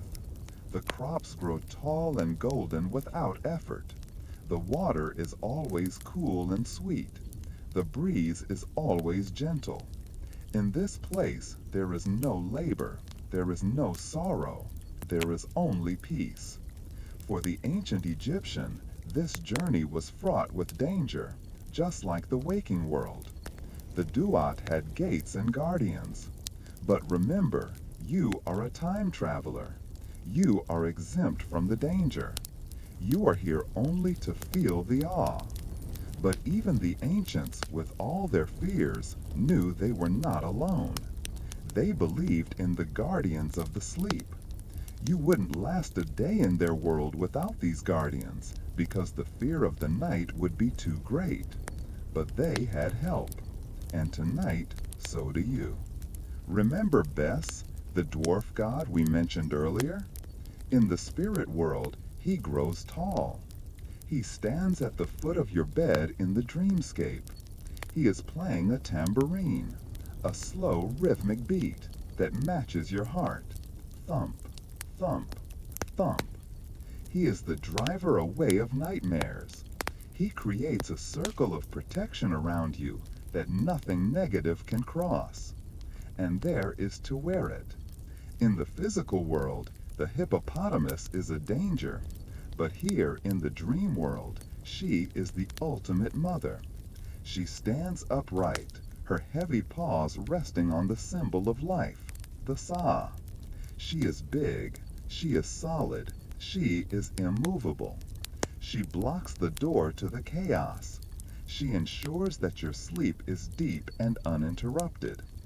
Feel the presence of these guardians. You don't have to believe in them as gods. Believe in them as archetypes, as symbols of safety. You are being watched over. You are being protected. This perspective shifts the feeling of vulnerability that comes with sleep. Sometimes we fight sleep because we don't want to let go of control. We don't want to be vulnerable. But the ancients understood that you must let go. You must surrender to the journey. They viewed sleep as a nightly practice for the afterlife. They called death the westing, to go west. So every night they went a little bit west. This took the sting out of mortality.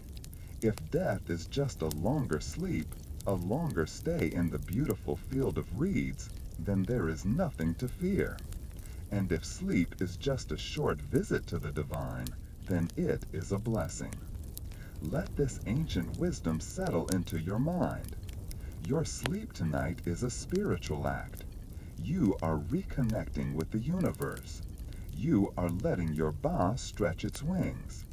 As you drift deeper, imagine you are stepping onto a boat, the solar bark of Ra. The sun god travels through the underworld every night on a boat made of gold and light. He fights the darkness so that the sun can rise tomorrow. You are a passenger on this boat. Feel the gentle rocking motion. Rock and sway. Rock and sway. The river of the night is smooth. The water is black glass. You are lying on a cushion of silk on the deck of the boat. Above you, the universe slowly rotates. You can hear the dip of the oars in the celestial water.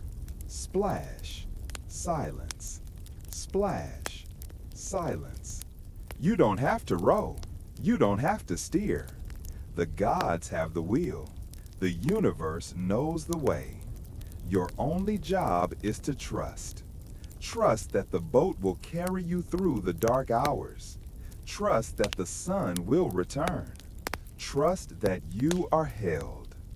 The golden cage of the Pharaoh has been left behind. The labor of the builder has been forgotten. The sting of the sand is gone. Now there is only the soul, weightless, timeless. In this state, the problems of the 21st century seem impossibly distant. They belong to the waking world, the world of the red land. But you are in the black land of sleep. Nothing from that world can touch you here. You are safe in the embrace of the mystery. If you were an ancient Egyptian, you might whisper a spell right now, a plea to the night. Open the way for me. Let my soul pass through. Let me drink from the cool waters. But you do not need words. Your relaxed breathing is your spell. Your heavy limbs are your offering. The guardians are at their posts. Bess is smiling. Taweret is standing guard. The boat is sailing. You are free to go. You are free to fly. Let the image of the bird soul circle once more above you, and then let it fly off into the beautiful star-filled void. It will return to you in the morning, but for now, let it explore the silence. You are not just sleeping. You are journeying to the source of all peace. Drift deeper into the mystic. Drift deeper into the ancient care. The other side is not a scary place. It is a quiet garden, waiting for you to walk through its gates. Enter the garden. Rest. The golden boat of the sun god continues to sail through the underworld. The soul bird, the Ba, circles high above the sleeping city of Thebes. But tonight, Your imagination is not tethered to one place. Your mind is free to wander across the map of history. You are drifting higher now. The ribbon of the Nile grows smaller, fading into the dark expanse of the African continent.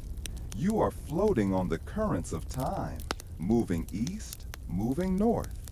You are traveling to see that the struggle for rest, the struggle against the elements, was not unique to Egypt. It was the universal song of the ancient world. Let us drift first to the east, to the land between the two great rivers, the Tigris and the Euphrates. Mesopotamia, the cradle of civilization. Below you, the landscape changes. The golden sands of Egypt give way to the marshy, flat plains of Sumer and Babylon. If you thought the heat of Egypt was intense, imagine the humidity here.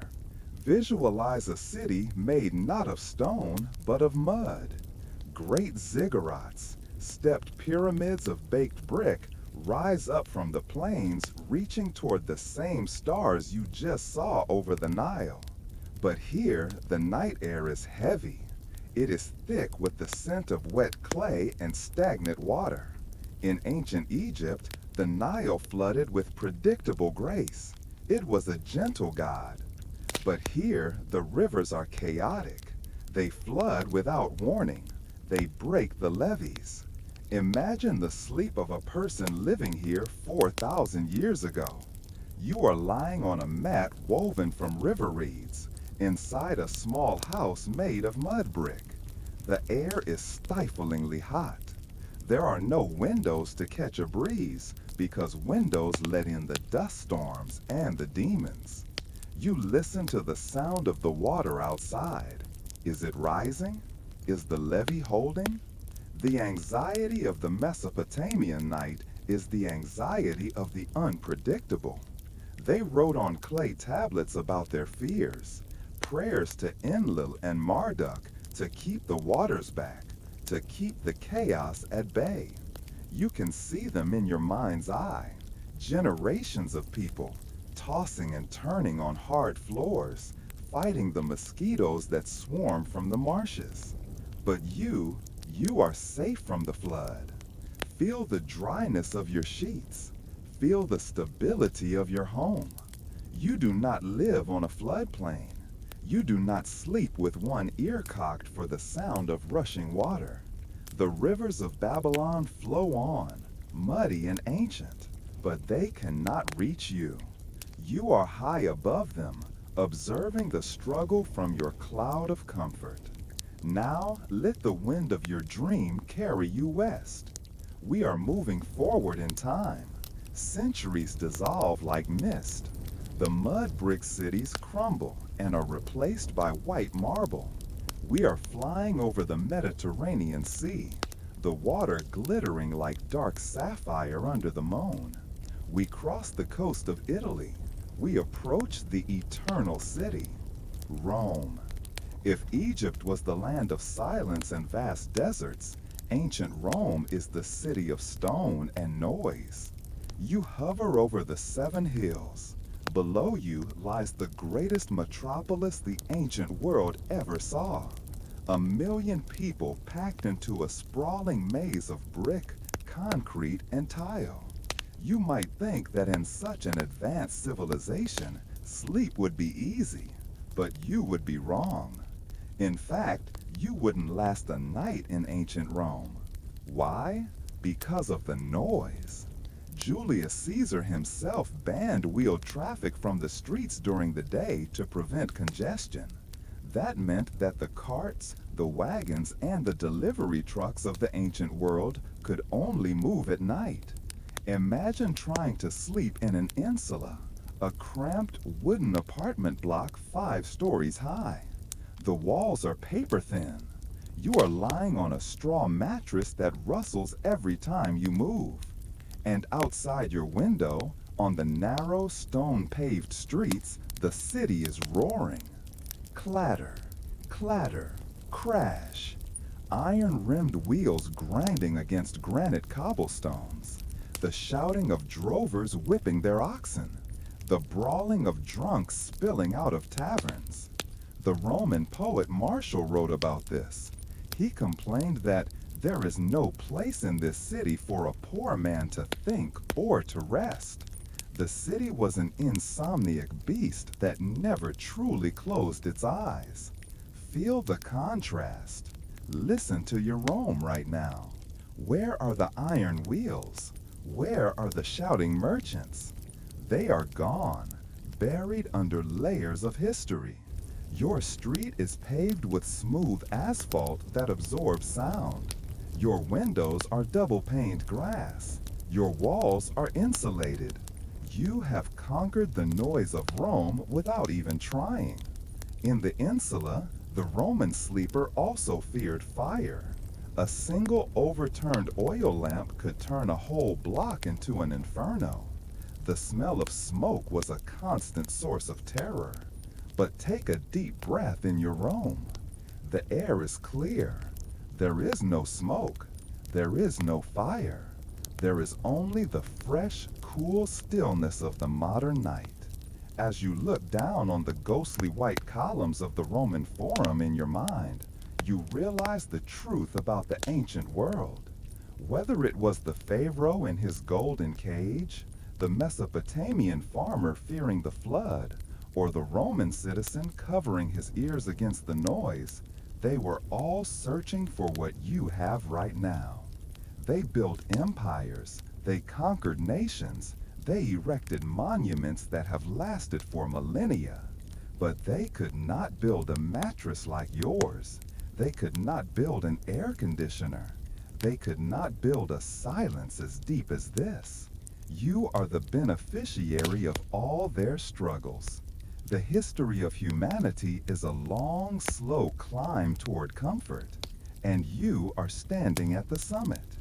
You have the luxury of the Pharaoh, soft fabrics and safety, but you have the freedom of the nomad, no heavy crown, no responsibilities. The dreamscape widens to include them all. You can see the fires of the Roman camps in the distance. You can see the torches of the Babylonian temples. You can see the stars over the Egyptian pyramids. They are all part of the same human story, the story of seeking rest.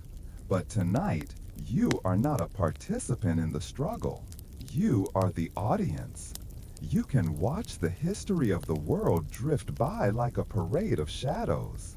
It is a movie playing on the back of your eyelids, interesting but distant. The noise of Rome fades into a gentle hum, like the sound of the ocean. The humidity of Mesopotamia dries up, leaving a pleasant warmth. The fear of the ancient night evaporates. You have visited the great civilizations. You have walked their streets and breathed their air.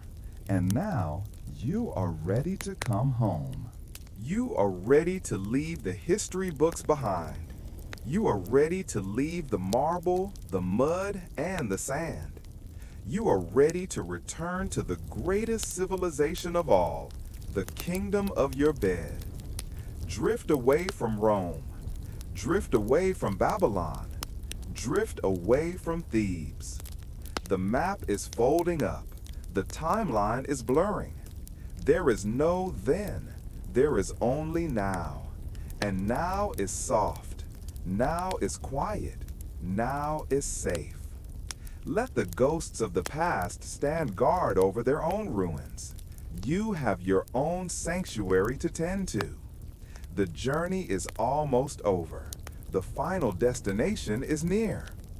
Float on the clouds of time, back towards the present moment, back towards the deep, restorative sleep that has been waiting for you all along. The timeline has dissolved. The marble columns of Rome have faded into the mist. The mud brick ziggurats of Babylon have crumbled back into the earth. The golden sands of Egypt have blown away on the wind of time. You are no longer a traveler. You are no longer an observer of history. Slowly, gently, Like a feather drifting down from the sky, let your awareness settle back into the present moment. Feel the transition. It is not a jarring return. It is a soft landing. It is the feeling of coming home after a long, exhausting voyage. You are back in the sanctuary of now. I want you to become hyper-aware of the physical reality of your room.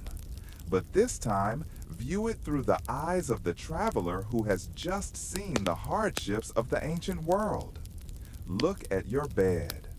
To you, it is just a piece of furniture. But to the ancient soul we have journeyed with, it is a miracle. Feel the mattress beneath you. It is not a woven mat of reeds on a hard clay floor. It is not a wooden frame strung with rope. It is a cloud of engineering designed solely for your rest. It contours to your spine. It absorbs your weight. Let your body sink into it with a new sense of appreciation. Imagine the millions of people in history who lay down on stone, on dirt, on straw, wishing for a moment of the comfort you are feeling right now. You are floating on the luxury of the future. Feel the temperature of the air. Recall the searing heat of the Egyptian noon. Recall the stifling humidity of the Mesopotamian marsh.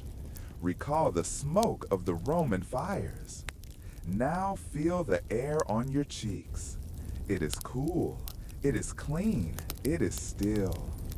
You have conquered the elements without lifting a finger. You are safe from the heat.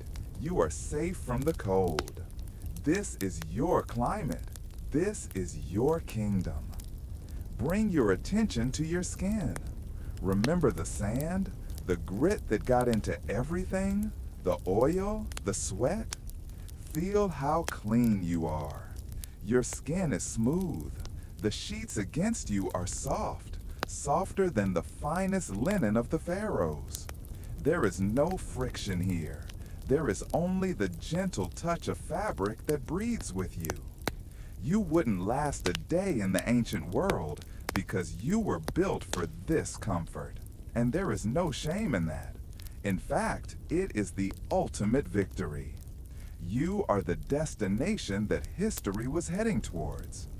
Now let us do a final scan of your body, releasing the ancient tension we spoke of. Start with your feet. They have not walked miles across the burning desert today. They have not hauled stones up a ramp. They are clean and rested. Let them fall open. Let the muscles in your arches release. Move to your hands. Your hands are not blistered from the handle of a hoe or the roughness of a rope. They are soft. They are open. Let your fingers curl naturally. There is nothing you need to hold on to. You don't need to hold a spear. You don't need to hold a tool. You can let go. Move to your stomach. You are not hungry. You have not eaten bread full of grit. You are nourished. You are hydrated. Let your belly rise and fall with the easy rhythm of your breath. In and out. In and out. Move to your jaw. The gritty reality is gone. Your jaw is loose. Your tongue is resting on the floor of your mouth. The silence of the room is doing the work for you. Move to your eyes. The blinding gaze of Ra has set. The darkness of your room is not the scary, demon-filled darkness of the ancients. It is a peaceful, empty darkness. Let your eyes sink back into their sockets. You are safe. I want you to reflect for a moment on the word safety. In the ancient world, safety was active. You had to build walls. You had to make weapons. You had to stay awake. In your world, safety is passive. The lock on your door is holding. The roof is holding. The world outside is orderly. You do not need to be a guardian tonight. You can retire from your post.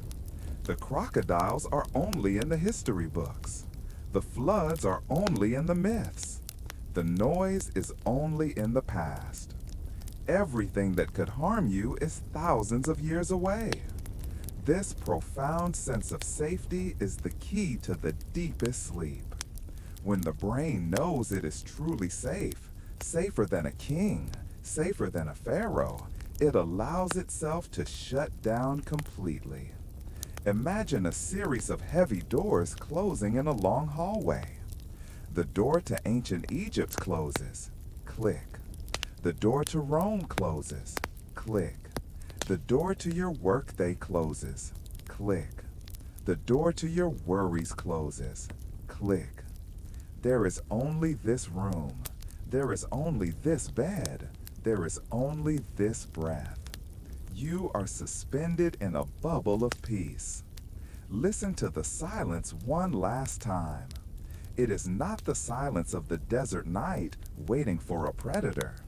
It is the silence of a modern night waiting for a dream. It is a thick, delicious silence. It wraps around you like a heavy quilt. You have learned why you wouldn't last a day in the past. It was too hard. It was too loud. It was too bright. But you will last the night here. You will thrive here. Because this is where you belong. You belong to the softness. You belong to the quiet. You belong to the sleep. Let a wave of gratitude wash over you. Gratitude for the pillow. Gratitude for the dart. Gratitude for the simple, undeniable fact that you are here now. The story is over. The history book is closed. The characters we met, the builder, the priest, the pharaoh, they are all at rest. They have found their peace in the sands of time. And now you must find yours. Let your mind drift. Let your thoughts become like the Nile River, slow, wide, and meandering, flowing towards the sea of unconsciousness. You are heavy, so heavy, sinking down, drifting down. The golden cage is gone. There is only freedom. The weight of stone is gone. There is only lightness. The sun will rise tomorrow just as it has for millions of years. But you do not need to worry about it. Ra will drive his boat across the sky without your help. The world will turn without your help. Your only task, your only purpose is to rest. Sleep now. Sleep in the luxury of the present. Sleep in the sanctuary of now. Good night. Good night. Good night.